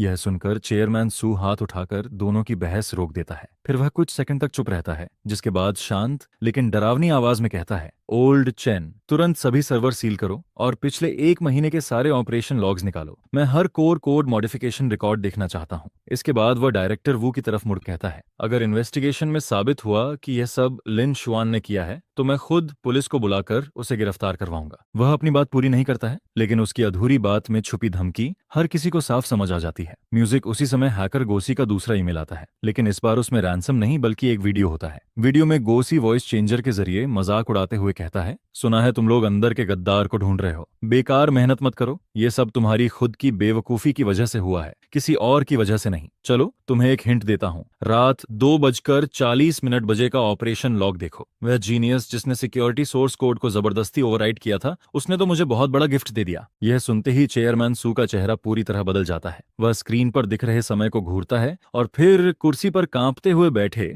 डायरेक्टर वू की तरफ देखता है। अब सारे सवालों के जवाब मिल चुके थे। रात 11 बजे के बाद भी रिलीज डिपार्टमेंट की लाइट्स जल रही होती हैं। अगली सुबह old chain 2 technical backbone employees को लेकर पूरे 4 घंटे तक सिस्टम के सारे ऑपरेशन लॉग्स निकालता है और उन्हें टाइमलाइन के हिसाब से एक डिटेल्ड रिपोर्ट में अरेंज करता है, जिस पर चेयरमैन सू मीटिंग रूम में बैठा होता है। उसके सामने प्रोजेक्टर पर काउंटलेस लॉग्स दिखाई दे रहे होते हैं। वहीं दूसरी तरफ डायरेक्टर मो कमरे के कोने में खड़ा कांप रहा होता है। उसका चेहरा पूरी तरह सफेद पड़ चुका होता है और उसके पैर लगातार कांप रहे होते हैं। इसके बाद ओल्ड चेन पहला डॉक्यूमेंट खोलता है। उसकी आवाज शांत होती है, लेकिन हर शब्द हथौड़े की तरह डायरेक्टर वू के दिल पर वार करता जाता है। यह लॉन्च से 3 दिन पहले का लॉग है। उस समय सिस्टम ने प्लेटफॉर्म मॉड्यूल्स में कॉन्फ्लिक्ट डिटेक्ट किया था, जिस पर लिन शुआन ने ऑफिस से निकलने से पहले एक रिस्क वार्निंग रिपोर्ट सबमिट की थी। प्रोजेक्टर पर तुरंत लिन शुआन की रिपोर्ट दिखाई देती है। टाइम स्टैम्प साफ दिखा रहा होता है, शाम के 5:55 बजे, यानी ऑफिस ऑफ होने से सिर्फ 5 मिनट पहले। रिपोर्ट में रेड कलर से मार्क किए गए सारे रिस्क पॉइंट्स इस बार हुए हैकर अटैक के ब्रेक थ्रू पॉइंट से पूरी तरह मैच कर रहे होते हैं। यह देखकर चेयरमैन सू स्क्रीन को घूरता रह जाता है और उसकी कनपटी की नसें फड़कने लगती हैं।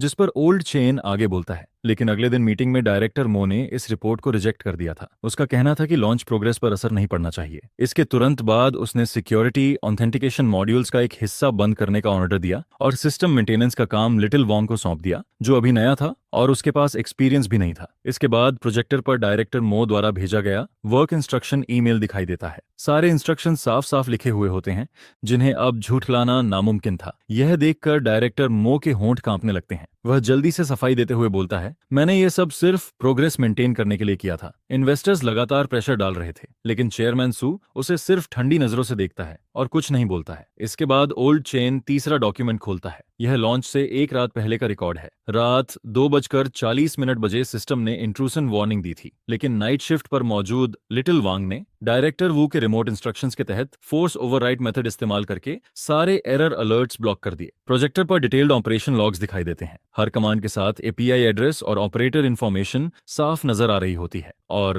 उन सभी कमांड्स पर डायरेक्टर वू का अकाउंट साफ लिखा हुआ होता है। इसका मतलब साफ था, उन सभी फेटल गलत ऑर्डर्स का जिम्मेदार वही था, जिस पर ओल्ड चेन भारी आवाज में आगे कहता है, ये सभी अलर्ट्स सिक्योरिटी मॉड्यूल द्वारा भेजी गई इंट्रूजन वार्निंग्स थीं, लेकिन इन्हें जबरदस्ती ब्लॉक करने के बाद हैकर ने सिस्टम में कई बैकडोर्स इंस्टॉल कर दिए ताकि आज का अटैक प्रिपेयर किया जा सके। यह सुनते ही डायरेक्टर वू कुर्सी पर ढेर होकर बैठ जाता है। उसका चेहरा किसी मरे हुए इंसान से भी ज्यादा डरावना लग रहा होता है। इसके बाद ओल्ड चेन आखिरी डॉक्यूमेंट खोलता है। यह कल रात का रिकॉर्ड है। सिस्टम ने एक बार फिर हाई रिस्क लूपहोल वार्निंग दी थी, जिस पर लिन शुआन ने प्रोजेक्ट बोनस पेमेंट रिलीज करने और ओवरटाइम कंफर्मेशन डॉक्यूमेंट की मांग की थी, लेकिन डायरेक्टर मो ने साफ मना कर दिया। उसके बाद लिन शुआन सही समय पर ऑफिस से चला गया। पूरा प्रोसेस कंपनी रूल्स के हिसाब से बिल्कुल सही था। प्रोजेक्टर पर लिन शुआन और डायरेक्टर वू की चैट हिस्ट्री दिखाई देती है। साथ ही ऑफिस सर्विलांस वीडियो भी चलने लगता है। वीडियो में लिन शुआन शांत तरीके से अपना सामान पैक करता है और टाइम पर ऑफिस छोड़कर चला जाता है। वहीं दूसरी तरफ डायरेक्टर वू उसकी पीठ की तरफ उंगली दिखाकर लगातार गालियां देता रहता है। यह देखकर चेयरमैन सू अपनी आंखें बंद करता है और गहरी सांस लेता है। अब सच पूरी तरह सामने आ चुका था। शुरू से लेकर आखिर तक यह पूरी डिजास्टर डायरेक्टर वू की इग्नोरेंस और एरोगेंस की वजह से हुई थी। इसका लिन शुआन से कोई लेना देना नहीं था। इसके बाद ओल्ड चेन प्रोजेक्टर बंद करता है और आखिरी बात कहता है, इसके अलावा मैंने लिन शुआन के बैंक रिकॉर्ड्स और कॉन्टैक्ट हिस्ट्री भी चेक की है। वहां भी कोई सस्पिशियस एक्टिविटी नहीं मिली है। पिछले कुछ दिनों से ऑफिस आवर्स के बाद भी वह लगातार हॉस्पिटल में अपनी मां की देखभाल कर रहा था। यहां तक कि उसका फोन भी बंद था। यह सुनते ही मीटिंग रूम में मौत जैसा सन्नाटा छा जाता है, जिस पर चेयरमैन सू धीरे धीरे अपनी आंखें खोलता है और डायरेक्टर वू को घूरते हुए हर शब्द पर जोर देकर पूछता है, अब भी तुम्हारे पास कुछ कहने को बचा है? लेकिन डायरेक्टर वू के होंठ कांपते रहते हैं और आखिर में उसके मुंह से एक शब्द भी नहीं निकलता है। उसका पूरा शरीर ऐसे ढीला पड़ जाता है जैसे किसी ने उसकी सारी हड्डियां निकाल ली हों, जिसके बाद वह सीधे कुर्सी पर ढेर होकर गिर जाता है। यह देखकर चेयरमैन सू खड़ा हो जाता है और ठंडी आवाज में कहता है, अभी इसी वक्त मुझे बताओ, लिन शुआन किस हॉस्पिटल में है? इसके बाद वह दीवार पर लगी घड़ी की तरफ देखता है।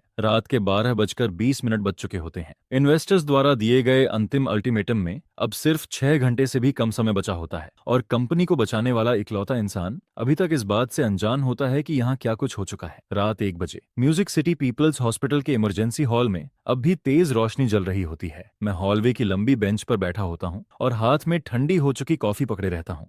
मां सर्जरी से पहले वाला आखिरी चेकअप अभी अभी खत्म हुआ था। नर्स ने बताया था कि सुबह होते ही उन्हें ऑपरेशन रूम में ले जाया जाएगा। साथ ही उसने मुझे याद दिलाया कि बाकी बचे 50,000 युआन डिपॉजिट जल्द से जल्द जमा करवाने होंगे, जिस पर मैं अपने बैंकिंग ऐप का बैलेंस चेक करता हूँ। उसमें सिर्फ 38,000 युआन पड़े होते हैं। ये पिछले 5 सालों में मेरी पूरी लाइफ सेविंग्स होती है, लेकिन अब भी 12,000 युआन कम पड़ रहे होते हैं और मुझे समझ नहीं आता कि आखिर अब किससे पैसे उधार मांगूं। मैं अभी इसी सोच में डूबा होता हूँ, तभी हॉलवे के आखिर से अचानक लोगों का एक ग्रुप तेजी से अंदर आता है। सबसे आगे चेयरमैन सू होता है। उसके पीछे कई सीनियर एग्जीक्यूटिव्स चलते आ रहे होते हैं और सबसे पीछे डायरेक्टर वू पसीने में भीगा हुआ नजर आता है। उनकी अचानक एंट्री से शांत पड़ा इमरजेंसी हॉल तुरंत हलचल से भर जाता है। कई नर्सें हैरानी से सिर उठाकर उनकी तरफ देखने लगती हैं, जिस पर चेयरमैन सू सीधे मेरे सामने आकर रुकता है। उसकी आवाज में पहले कभी न सुनी गई नरमी होती है। लिन शुआन, आखिरकार हम तुम्हें ढूंढ ही लेते हैं। मैं कुछ पल के लिए स्टंट रह जाता हूँ और फिर इंस्टिंक्टिवली खड़ा हो जाता हूँ। चेयरमैन सू कंपनी का फाउंडर होता है। वह इतना बड़ा इंसान होता है कि आम एम्प्लॉयज तो छोड़ो, डिपार्टमेंट डायरेक्टर्स तक उससे मिल नहीं पाते हैं। लेकिन इस वक्त वही आदमी खुद रात के 1 बजे हॉस्पिटल में मुझे ढूंढते हुए आया होता है,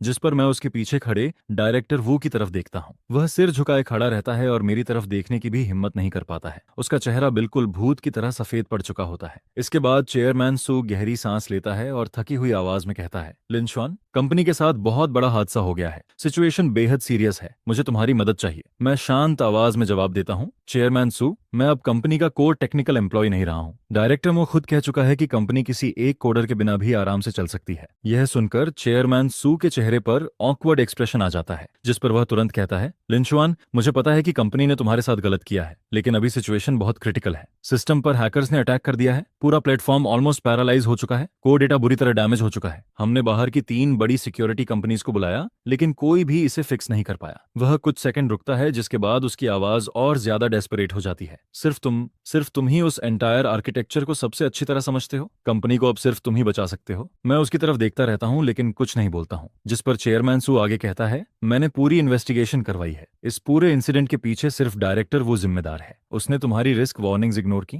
जबरदस्ती सिक्योरिटी मॉड्यूल्स बंद करवाए, म्यूजिक और क्रिटिकल मोमेंट पर ब्लाइंड इंस्ट्रक्शंस देकर पूरा डेटा करप्ट करवा दिया। लिंचुआन, कंपनी ने तुम्हारे साथ गलत किया, मैं कंपनी की तरफ से तुमसे माफी मांगता हूँ। यह सुनते ही डायरेक्टर वू आखिरकार सिर उठाता है, उसकी आवाज कांप रही होती है। लिंचुआन, आई एम सॉरी, यह सब मेरी गलती है। मुझे तुम्हारा प्रोजेक्ट बोनस नहीं काटना चाहिए था, मुझे तुम्हारी इंसल्ट नहीं करनी चाहिए थी, और कल रात तुम्हारी रीजनेबल कंडीशंस रिजेक्ट नहीं करनी चाहिए थी। प्लीज कंपनी को बचा लो। मैं डायरेक्टर वू को देखता हूँ। जो इंसान पहले एरोगेंट और घमंडी होकर सब पर चिल्लाता था, वही आज एक डरे हुए कुत्ते की तरह मेरे सामने भीख मांग रहा होता है। लेकिन सच कहूं, मेरे दिल में कोई खुशी नहीं होती है, सिर्फ एक अजीब सी थकान महसूस हो रही होती है, जिस पर मैं धीरे से सिर हिलाता हूं और कहता हूं, चेयरमैन सू, सुबह मेरी माँ की सर्जरी है। इस वक्त मेरे पास हॉस्पिटल फीस तक पूरी नहीं है। सच कहूं तो अभी कंपनी के बारे में सोचने की हालत में भी नहीं हूं। यह सुनते ही चेयरमैन सू तुरंत बोल पड़ता है, हॉस्पिटल फीस की चिंता मत करो, कंपनी पूरा खर्च उठाएगी, चाहे जितना पैसा लगे सब हम देंगे। मैं उसकी तरफ देखता हूं और शांत आवाज में कहता हूं, चेयरमैन सू, पिछली बार भी डायरेक्टर मो ने मुझसे बहुत प्रोमिसेस किए थे, लेकिन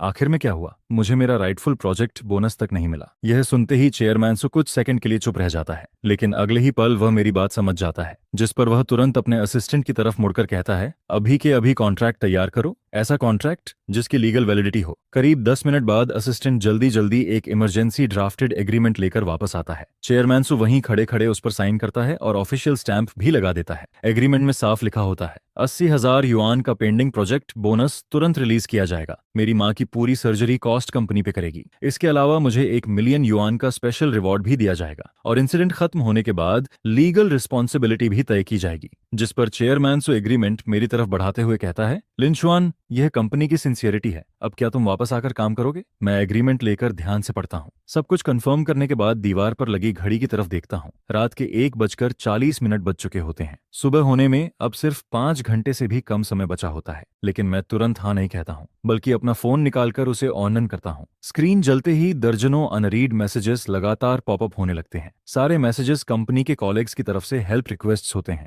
मैं उन्हें तेजी से स्क्रॉल करता हूँ और कुछ ही मिनटों में पूरी सिचुएशन का रफ आइडिया समझ जाता हूँ, जिस पर मैं सिर उठाकर चेयरमैन सू की तरफ देखता हूँ और कहता हूँ, मुझे पहले सिस्टम की करंट कंडीशन जाननी होगी। डैमेज कितना सीरियस है? यह सुनते ही चेयरमैन सू तुरंत असिस्टेंट को टैबलेट खोलने का इशारा करता है, जिसमें लेटेस्ट सिस्टम इंस्पेक्शन रिपोर्ट दिखाई देने लगती है। मैं टैबलेट लेकर ध्यान से उन शॉकिंग नंबर्स को देखने लगता हूँ, और जितना ज्यादा मैं पढ़ता हूँ, मेरी आईब्रोज उतनी ही ज्यादा सिकुड़ती जाती हैं। Low level core data damage rate 67% तक पहुंच चुका होता है। कई इंपॉर्टेंट मॉड्यूल्स की इंडेक्स लाइब्रेरीज पूरी तरह केओस में बदल चुकी होती हैं। फायरवॉल में 10 से ज्यादा बड़े लूप होल्स खुल चुके होते हैं, और हैकर्स द्वारा छोड़े गए बैकडोर प्रोग्राम्स पूरे सिस्टम में फैल चुके होते हैं। यह हालत मेरी उम्मीद से भी कहीं ज्यादा खराब होती है, जिस पर मैं टैबलेट वापस चेयरमैन सू को लौटाता हूँ और शांत आवाज में कहता हूँ, चेयरमैन सू, सच बताऊं तो ये मेस इतना बड़ा है कि मैं भी 100% गारंटी नहीं दे सकता कि इसे पूरी तरह फिक्स कर पाऊंगा, और अगर फिक्स हो भी गया तब भी डेटा रिकवरी में समय लगेगा। सुबह होने से पहले सब कुछ रिस्टोर करना इम्पॉसिबल है। यह सुनते ही चेयरमैन सू का चेहरा पूरी तरह सफेद पड़ जाता है। उसके पीछे खड़े सीनियर मैनेजर्स के चेहरे पर भी साफ डिस्पेयर दिखाई देने लगता है। लेकिन मैं आगे बोलता हूँ, हालांकि अगर सिर्फ सिस्टम को दोबारा चालू करना है,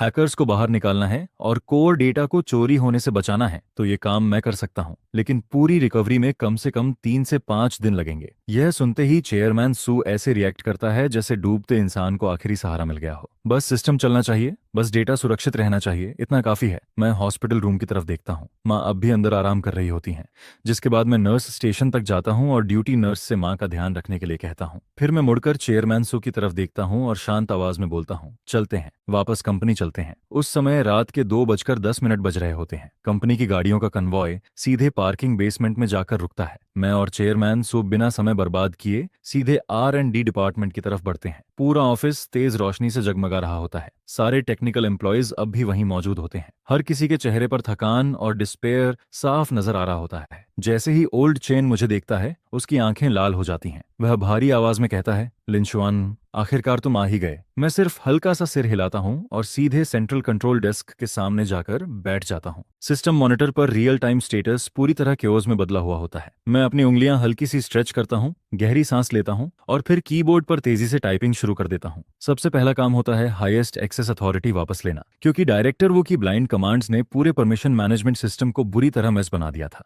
मुझे पहले पूरे सिस्टम का कंट्रोल वापस लेना जरूरी था। करीब 10 मिनट बाद मैं एडमिनिस्ट्रेटर पासवर्ड सक्सेसफुली रीसेट कर देता हूं, जिसके साथ ही कोर कंट्रोल दोबारा मेरे हाथों में वापस आ जाता है। इसके बाद अगला काम डैमेज असेसमेंट का होता है। मैं जल्दी से एक स्कैनिंग कोड लिखता हूं जो ऑटोमेटिकली सारे मॉड्यूल्स की इंटीग्रिटी चेक करना शुरू कर देता है। लेकिन स्कैन रिजल्ट रिपोर्ट से भी ज्यादा भयानक निकलता है। कुछ इंपॉर्टेंट मॉड्यूल्स पूरी तरह डिस्ट्रॉय हो चुके होते हैं, जिन्हें मजबूरन रीस्टार्ट करना पड़ेगा। यह देखकर ओल्ड चेन धीरे से मेरे पास झुककर पूछता है, लिनशुआन, क्या तुम्हें पूरा कॉन्फिडेंस है? लेकिन मैं कोई जवाब नहीं देता हूँ, सिर्फ कीबोर्ड पर लगातार टाइपिंग करता रहता हूँ। उस समय इन्वेस्टर्स की डेडलाइन में सिर्फ 4 घंटे बचे होते हैं, और जो काम नॉर्मल कंडीशंस में कम से कम 2 दिन लेता, उसे मुझे कुछ घंटों में खत्म करना था। लेकिन मेरे पास अब कोई दूसरा ऑप्शन नहीं बचा था। माँ की सर्जरी कॉस्ट का इंतजाम हो चुका था, कंपनी भी अपनी सिंसियरिटी दिखा चुकी थी, और सबसे जरूरी बात, यह सिस्टम मैंने खुद अपने हाथों से बनाया था। यह मेरे लिए किसी बच्चे से कम नहीं था, जिस पर इसे इस हालत में टूटते हुए देखकर मेरे अंदर एक अजीब सी बेचैनी लगातार बढ़ती जा रही होती है।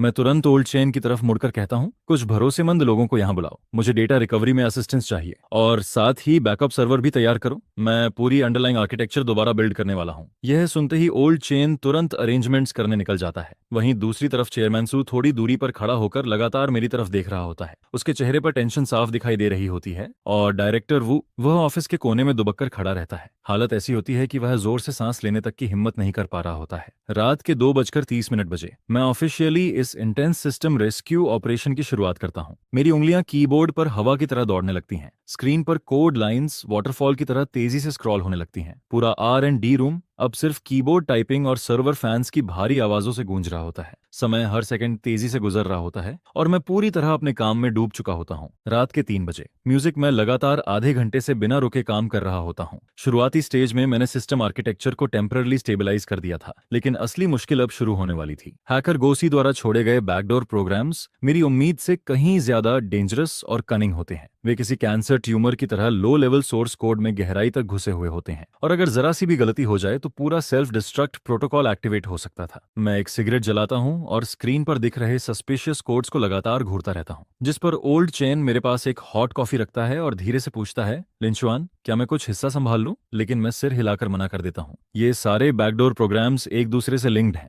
इन्हें एक फिक्स्ड सीक्वेंस में हटाना होगा, वरना चेन रिएक्शन शुरू हो जाएगा। तुम सिर्फ सर्वर लॉग मॉनिटर करो, अगर वार्निंग लिमिट क्रॉस हो तो तुरंत मुझे बताना। उसी वक्त कंप्यूटर के नीचे दाईं तरफ अचानक एक नया पॉपअप दिखाई देता है। वह सीधे हैकर गॉसी का लाइव मैसेज होता है। उसे पता चल चुका था कि कोई सिस्टम में इंटरफियर कर रहा है। मैसेज छोटा था, लेकिन उसका टोन बेहद एरोगेंट होता है। तो आखिर एक्सपर्ट सामने आ ही गया, लेकिन अफसोस, अब बहुत देर हो चुकी है। तुम लोगों का पूरा यूजर डेटा अब मेरे कंट्रोल में है। हालांकि तुम्हारी स्किल्स काफी इंटरेस्टिंग हैं, इसलिए मैं तुम्हें एक मौका देता हूं। अभी रुक जाओ, मैं रैंसम अमाउंट थोड़ा कम कर दूंगा। लेकिन मैं उसकी बात का कोई जवाब नहीं देता हूं, सिर्फ लगातार कीबोर्ड पर टाइपिंग करता रहता हूं। कुछ ही सेकंड बाद उसका दूसरा मैसेज आता है, ज्यादा स्मार्ट बनने की कोशिश मत करो। मैंने कोर डेटाबेस में 3 टाइम बॉम्ब्स इंस्टॉल किए हैं। अगर तुमने मेरे बैकडर्स छेड़ने की कोशिश की तो पूरा डेटाबेस फॉर्मेट हो जाएगा। यह सुनते ही पूरे ऑफिस का माहौल अचानक बेहद टेंस हो जाता है, जिस पर चेयरमैन सो घबराकर पूछता है, लिनशुआन, क्या वह सच बोल रहा है? मैं बिना सिर उठाए जवाब देता हूँ, हाँ, लेकिन उसने सिर्फ आधा सच बताया है। मेरी उंगलियां तेजी से कीबोर्ड पर चलती रहती हैं। उसने 3 नहीं बल्कि 5 टाइम बॉम्ब्स लगाए हैं, और उनके ट्रिगर कंडीशंस उसकी बात से कहीं ज्यादा कॉम्प्लिकेटेड है। यह सुनते ही चेयरमैन सू गहरी सांस खींचता है और घबराकर पूछता है, तो अब क्या करेंगे?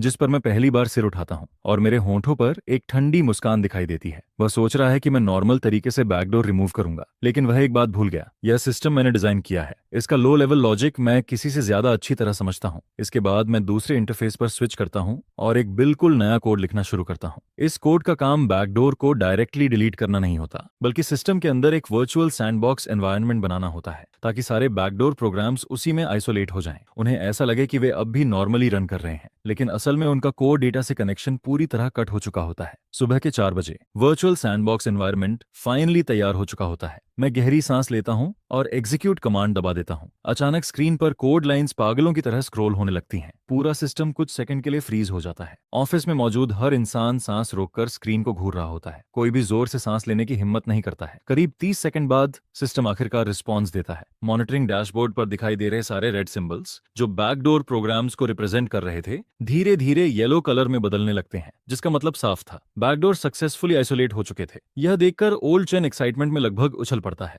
सक्सेस हो गया। लेकिन मैं जरा भी रिलैक्स नहीं होता हूँ, क्योंकि असली मुश्किल अभी भी बाकी थी। अब मुझे बिना टाइम बॉम्ब्स एक्टिवेट किए डैमेज्ड मॉड्यूल्स दोबारा लिखने थे। यह काम ऐसा था जैसे इंसान बॉम्ब डिफ्यूज करते करते हार्ट सर्जरी भी कर रहा हो। एक छोटी सी गलती भी पूरे सिस्टम को खत्म कर सकती थी। सुबह के 4:40 बजे मैं पहला कोर मॉड्यूल दोबारा लिखना शुरू करता हूँ। मेरी टाइपिंग स्पीड लगातार बढ़ती जाती है। स्क्रीन पर कोड फ्लड की तरह गिर रहा होता है। मेरे माथे से पसीना लगातार टपक कर कीबोर्ड तक भिगो देता है, लेकिन मेरे पास उसे साफ करने तक का समय नहीं होता है। सुबह के 5:20 बजे तीसरा मॉड्यूल भी सक्सेसफुली रीराइट हो चुका होता है। अब बाहर आसमान हल्का हल्का चमकने लगता है। सुबह होने में 1 घंटे से भी कम समय बचा होता है, जिस पर चेयरमैन सु बार बार दीवार पर लगी घड़ी की तरफ देख रहा होता है। उसके हाथ पसीने से भीग चुके होते हैं। इन्वेस्टर डायरेक्टर शेन अब तक 3 बार कॉल कर चुका होता है, लेकिन हर बार चेयरमैन सु सिर्फ यही कह पाता है, सिस्टम अभी रिपेयर हो रहा है, कृपया थोड़ा और समय दीजिए। सुबह के 5:50 बजे आखिरी मॉड्यूल भी आखिरकार रीराइट होकर पूरा हो जाता है। मैं आखिरी कोड लाइन टाइप करता हूँ, एंटर की दबाता हूँ और फिर पूरा शरीर थककर कुर्सी पर गिर जाता है, जिसके साथ ही सिस्टम रीस्टार्ट होना शुरू हो जाता है। ऑफिस में मौजूद हर इंसान की नजर मेन स्क्रीन पर टिक जाती है। बूट प्रोग्रेस बार धीरे धीरे आगे बढ़ने लगती है। 10%, 30%, 50%। सुबह के 6:03 बजे आखिरकार सिस्टम सक्सेसफुली बूट हो जाता है। मॉनिटरिंग पैनल पर दिखाई देने वाले सारे इंडिकेटर्स वापस नॉर्मल हो चुके होते हैं। कोर डेटा पूरी तरह सेफ रहता है और हैकर गॉसी को सिस्टम से पूरी तरह बाहर फेंक दिया जाता है। यह देखते ही पूरे ऑफिस में जोरदार चीयर्स गूंज उठती हैं। लेकिन भले ही सिस्टम रीस्टार्ट हो चुका होता है,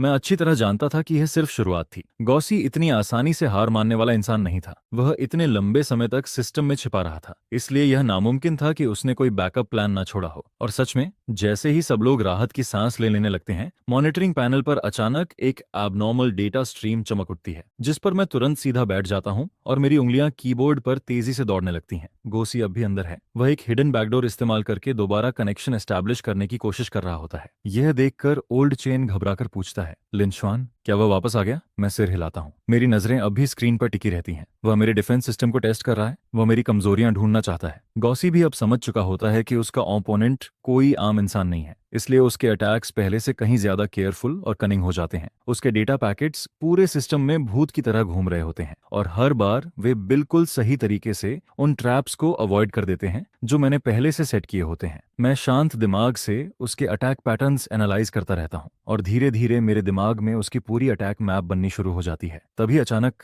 मुझे एक पैटर्न दिखाई देता है। हर बार अटैक करने के दौरान गोसी ठीक 0.3 सेकंड्स के लिए एक स्पेसिफिक नोड पर रुकता है। यह उसकी हैबिचुअल वेरिफिकेशन मूव होती है ताकि वह नेक्स्ट सेफ रूट कंफर्म कर सके, जिस पर मेरे होंठों पर हल्की मुस्कान आ जाती है। तो आखिरकार तुम्हारी आदत पकड़ में आ ही गई। इसके बाद मैं अपना असली ट्रैप तैयार करना शुरू करता हूँ।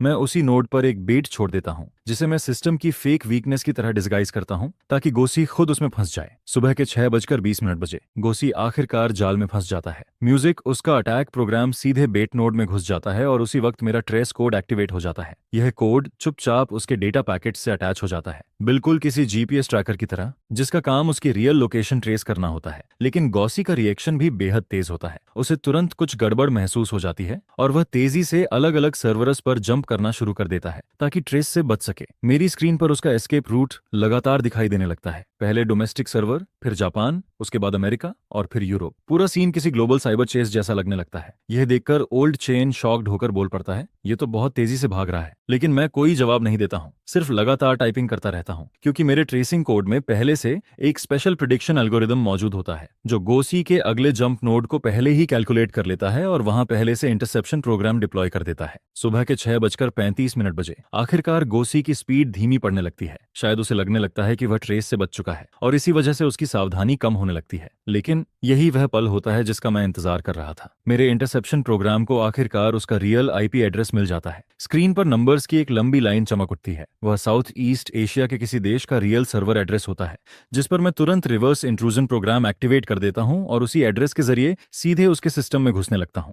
गोसी ने शायद कभी इमेजिन भी नहीं किया था कि कोई उसके खिलाफ काउंटर हैक कर देगा। उसका फायरवॉल मेरे सामने कागज की दीवार जितना कमजोर साबित होता है। करीब 3 मिनट बाद मैं सक्सेसफुली उसके कंप्यूटर में घुस चुका होता हूं। अब उसकी रियल आइडेंटिटी, फाइल्स और पर्सनल डिटेल्स सब मेरी स्क्रीन पर दिखाई देने लगती हैं। उसी समय मैं सिस्टम में आखिरी काउंटर पैच डिप्लॉय कर देता हूं, म्यूजिक। यह पैच हमेशा के लिए सारे इंट्रूजन पाथ्स ब्लॉक करने वाला होता है। साथ ही गोसी द्वारा छोड़े गए सभी बैकडोर प्रोग्राम्स को पूरी तरह साफ करने वाला होता है। सुबह के 6:45 बजे फाइनल काउंटडाउन शुरू हो जाता है। पैच डिप्लॉयमेंट प्रोग्रेस तेजी से आगे बढ़ने लगती है। 10%, 20%, 30%, तभी गोसी को आखिरकार खतरे का एहसास हो जाता है, जिस पर वह पागलों की तरह आखिरी अटैक्स लॉन्च करना शुरू कर देता है। वह पैच कंप्लीट होने से पहले पूरे सिस्टम को डिस्ट्रॉय करना चाहता था। मॉनिटरिंग पैनल पर डेटा ट्रैफिक अचानक आसमान छूने लगता है। वार्निंग अलार्म्स लगातार बजने लगते हैं। मैं दांत भींच लेता हूं और इतनी तेजी से टाइपिंग करने लगता हूं कि मेरी उंगलियां ऑलमोस्ट ब्लर दिखाई देने लगती हैं। यह हमारी आखिरी लड़ाई थी। या तो पैच सक्सेसफुली डिप्लॉय होता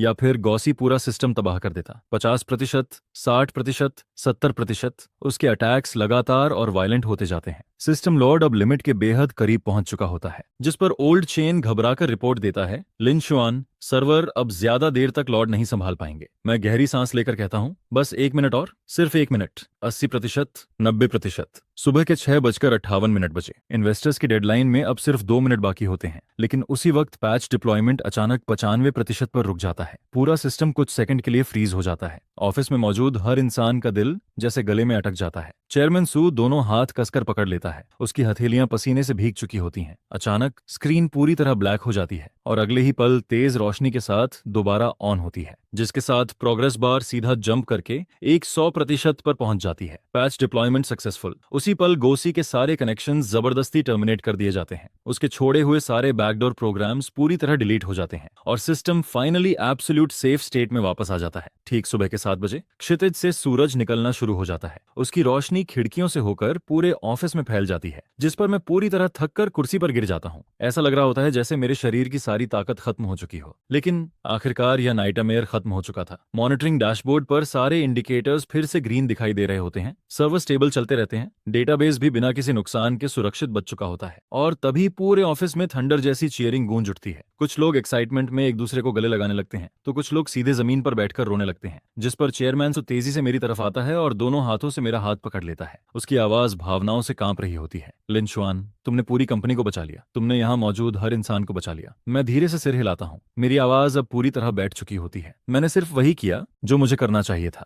लगातार 5 घंटे हाई इंटेंसिटी काम करने की वजह से मेरे गले से अब मुश्किल से आवाज निकल रही होती है, जिस पर ओल्ड चेन मुझे पानी की बोतल देता है और मैं एक ही सांस में आधी बोतल खत्म कर देता हूँ। उसी वक्त मेरी स्क्रीन पर अचानक एक नया विंडो पॉपअप होता है। वह गोसी की डिटेल्ड ट्रेसेड इन्फॉर्मेशन होती है। मैं जल्दी से सारी डिटेल्स ऑर्गेनाइज करके एक फाइल बनाता हूँ। फिर चेयरमैन सू की तरफ मुड़कर कहता हूँ, यह उस हैकर की रियल आइडेंटिटी और आईपी डिटेल्स हैं। मेरा सुझाव है कि तुरंत पुलिस को इन्फॉर्म किया जाए। यह सुनते ही चेयरमैन सू तुरंत असिस्टेंट को पुलिस कांटेक्ट करने का ऑर्डर देता है। करीब 20 मिनट बाद कैप्टन वांग की साइबर पुलिस टीम कंपनी पहुंच जाती है। मैं उन्हें सारे एविडेंस हैंडओवर कर देता हूं, जिसमें अटैक लॉग्स, ट्रेसिंग रिकॉर्ड्स और गोसी के कंप्यूटर से निकाला गया डेटा भी शामिल होता है। सारे डॉक्यूमेंट्स देखने के बाद पुलिस ऑफिसर गंभीर चेहरे के साथ कहता है, यह गोसी काफी समय से हमारी हाई प्रायोरिटी वॉच लिस्ट में है। यह कई बड़े साइबर अटैक्स में इन्वॉल्व रहा है, लेकिन अब तक हमारे पास इसके खिलाफ सॉलिड एविडेंस नहीं था। लेकिन इस बार उसकी आंखों में सख्ती आ जाती है। अब हमारे पास पक्के सबूत हैं। हम तुरंत इंटरनेशनल अथॉरिटीज के साथ मिलकर इसे गिरफ्तार करेंगे। सिक्योरिटी इश्यू को हैंडल करने के बाद मैं टाइम देखता हूं और सुबह के 7:40 बज चुके होते हैं, जिस पर मुझे याद आता है कि 8 बजे माँ को ऑपरेशन रूम में जाना है। फिर मैं जल्दी से हॉस्पिटल वापस जाने के लिए निकलने लगता हूँ। तभी चेयरमैन सू मुझे आवाज देकर रोकता है, लिन चुआन, 1 मिनट रुको। जिस पर वो कॉर्नर में खड़े डायरेक्टर वू की तरफ मुड़ता है और ठंडी आवाज में कहता है, डायरेक्टर वू, इस पल से तुम्हें कंपनी से ऑफिशियली निकाल दिया जाता है। यह सुनते डायरेक्टर वू का पूरा शरीर कांपने लगता है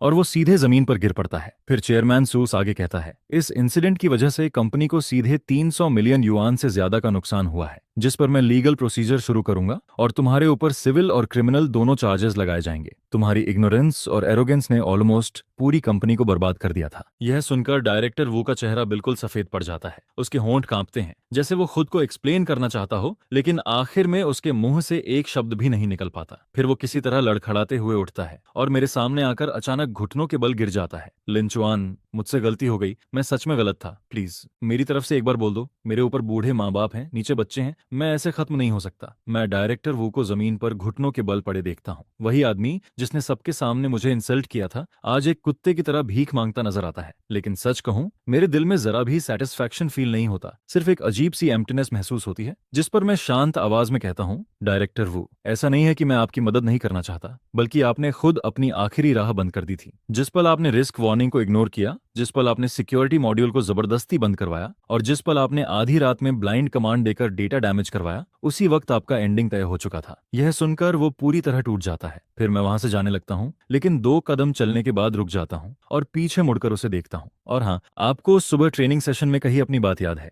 आपने कहा था कि कंपनी रूल्स किसी के लिए नहीं बदलते, सिस्टम किसी लो लेवल एम्प्लॉय की वजह से ब्रेक नहीं किया जा सकता। अब वही सिस्टम आपके लिए भी एक्सेप्शन नहीं बनाएगा। जिस पर डायरेक्टर वो वहीं जमीन पर बैठ जाता है और पूरी तरह कोलैप्स हो जाता है। इसके बाद चेयरमैन सु मेरे पास आता है और गंभीर आवाज में कहता है, लिंचुआन, कंपनी ने फैसला किया है कि तुम्हें सीटीओ अपॉइंट किया जाए। तुम्हारी एनुअल सैलरी 2 मिलियन युआन होगी, साथ में 2% स्टॉक ऑप्शन भी मिलेगा, और जो 1 मिलियन युआन बोनस प्रॉमिस किया गया था वो आज दोपहर तक तुम्हारे अकाउंट में ट्रांसफर कर दिया जाएगा। तुम्हारी माँ का पूरा मेडिकल एक्सपेंस भी कंपनी कवर करेगी। मैं सिर हिलाकर कहता हूँ, चेयरमैन सु, ट्रस्ट करने के लिए धन्यवाद, लेकिन बाकी बातें माँ की सर्जरी के बाद करेंगे। फिर मैं कंपनी बिल्डिंग से बाहर निकलता हूँ। बाहर की सुबह की धूप चेहरे पर पड़ती है, जो काफी गर्म और सुकून देने वाली लगती है। जिस पर मैं फोन निकालकर माँ को कॉल करता हूँ और कहता हूँ कि हॉस्पिटल फीस का इंतजाम हो चुका है, इसलिए वो टेंशन छोड़कर सर्जरी की तैयारी करें। फोन की दूसरी तरफ माँ की आवाज भर्रा जाती है, बेटा, क्या तुमने फिर से कहीं से पैसे उधार लिए हैं? माँ अब और बर्डन नहीं बनना चाहती। जिस पर मैं हल्की मुस्कान के साथ कहता हूँ, माँ चिंता मत करो, ये मेरा लीगल बोनस है, सब कुछ सही तरीके से मिला है, आप बस आराम से इलाज करवाइए। जब आप डिस्चार्ज हो जाएंगी तब हम एक बड़े घर में शिफ्ट होंगे,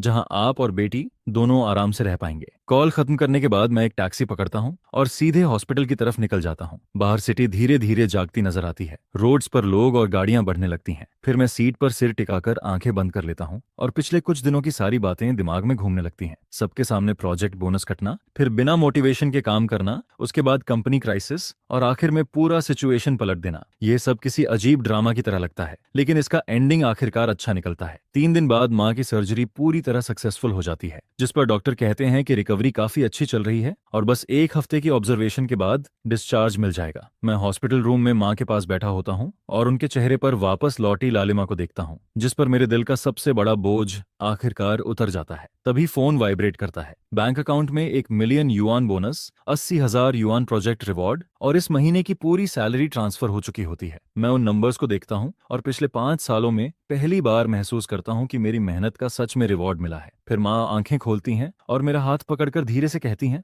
बेटा, मैंने नर्स से सुना कि तुम्हारा प्रमोशन हो गया। मैं मुस्कुराकर सिर हिलाता हूँ, हाँ माँ, अब मैं कंपनी का सीटीओ हूँ, अब रात रात भर ओवरटाइम नहीं करना पड़ेगा। यह सुनकर माँ की आंखें लाल हो जाती हैं। इन सालों में तुमने बहुत तकलीफ झेली है, अकेले इतना प्रेशर उठाया। जिस पर मैं उनका हाथ पकड़कर कहता हूँ, माँ, अब जिंदगी और बेहतर होगी। जब आप डिस्चार्ज हो जाएंगी तब हम नए घर में शिफ्ट करेंगे। मैंने 3 बेडरूम वाला अपार्टमेंट देख लिया है, बेटी के स्कूल के भी पास है और आपका खुद का रूम भी होगा। उस दोपहर चेयरमैन सु कुछ सीनियर एग्जीक्यूटिव्स के साथ हॉस्पिटल आता है। वो लोग काफी सारे सप्लीमेंट्स और फ्लावर्स लेकर आते हैं और माँ की हेल्थ के बारे में बड़े ध्यान से पूछते हैं। फिर चेयरमैन सु मुझे अलग ले जाकर कहता है, पुलिस की तरफ से खबर आई है कि हैकर को साउथ ईस्ट एशिया के एक देश में पकड़ लिया गया है। अभी एक्स्ट्राडिशन प्रोसेस चल रहा है। इसके बाद वो बताते हैं कि डायरेक्टर वू के खिलाफ कंपनी ने सीरियस वायलेशन का केस फाइल कर दिया है। कोर्ट ने उसकी सारी प्रॉपर्टी फ्रीज कर दी है। शुरुआती एस्टिमेट के हिसाब से उसे कम 50 मिलियन युआन कंपेंसेशन देना पड़ेगा। उसकी जिंदगी लगभग खत्म हो चुकी है। यह सुनकर मैं सिर्फ सिर हिलाता हूँ। डायरेक्टर वू का यह अंत उसने खुद चुना था, इसमें किसी और की गलती नहीं थी। 1 हफ्ते बाद माँ सेफली डिस्चार्ज हो जाती हैं। फिर मैं अपनी नई कार लेकर माँ और बेटी को नया घर दिखाने जाता हूँ।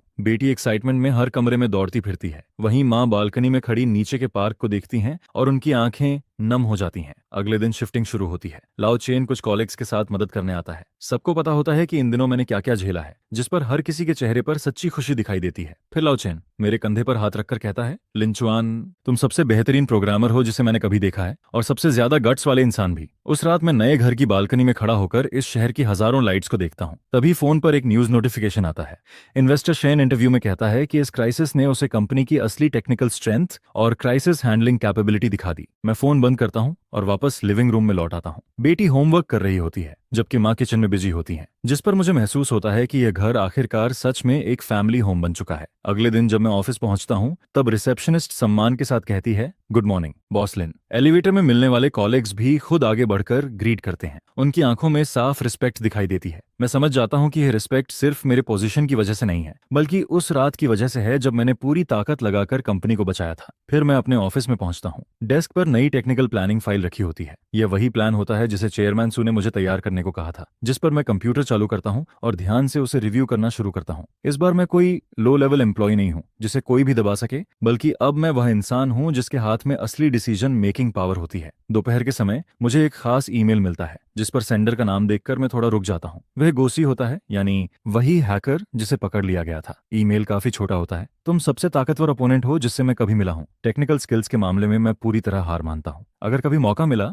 तो सच में तुमसे आमने सामने बैठकर बात करना चाहूंगा। मैं पूरा ईमेल पढ़ता हूँ लेकिन कोई रिप्लाई नहीं करता और सीधे उसे डिलीट कर देता हूँ, क्योंकि कुछ लोग और कुछ बातें एक बार खत्म हो जाएं तो उन्हें वहीं खत्म रहने देना ही बेहतर होता है। ऑफिस खत्म होने से पहले चेयरमैन सुबह मुझे अपने ऑफिस में बुलाता है। फिर वो मुझे एक डॉक्यूमेंट थमाता है। यह कंपनी का नया टेक्निकल मैनेजमेंट सिस्टम है। मैंने इसे तुम्हारे सुझावों के हिसाब से मॉडिफाई करवाया है। अब से हर टेक्निकल डिसीजन सीटीओ अप्रूवल के बिना पास नहीं होगा और किसी को भी जबरदस्ती इंटरफियर करने की परमिशन नहीं होगी। जिस पर मैं डॉक्यूमेंट हाथ में लेकर ध्यान से पढ़ता हूँ और संतुष्टि से सिर हिलाता हूँ। अगर यह सिस्टम पहले लागू हुआ होता तो शायद वह डिजास्टर कभी हुआ ही नहीं होता। शाम होने लगती है और इस बार मैं टाइम पर ऑफिस से निकलता हूँ। जब मैं कंपनी बिल्डिंग से बाहर आता हूँ तब डूबते सूरज की रोशनी पूरे आसमान को सुनहरे रंग में बदलती नजर आती है। फिर मैं फोन निकालकर माँ को कॉल करता हूँ और पूछता हूँ, माँ आज रात खाने में क्या बनाना है। जिस पर फोन के दूसरी तरफ माँ हंसते हुए कहती हैं, तू बस जल्दी घर आ जा, कुछ भी खा लेंगे। वैसे माँ ने तेरा पसंदीदा ब्रेस्ट पोर्क बना लिया है। यह सुनकर मेरे चेहरे पर हल्की मुस्कान आ जाती है और मेरे कदम अपने आप तेज हो जाते हैं। लेकिन इस बार मैं इसलिए तेजी से नहीं भाग रहा होता कि ऑफिस लेट ना हो जाऊं,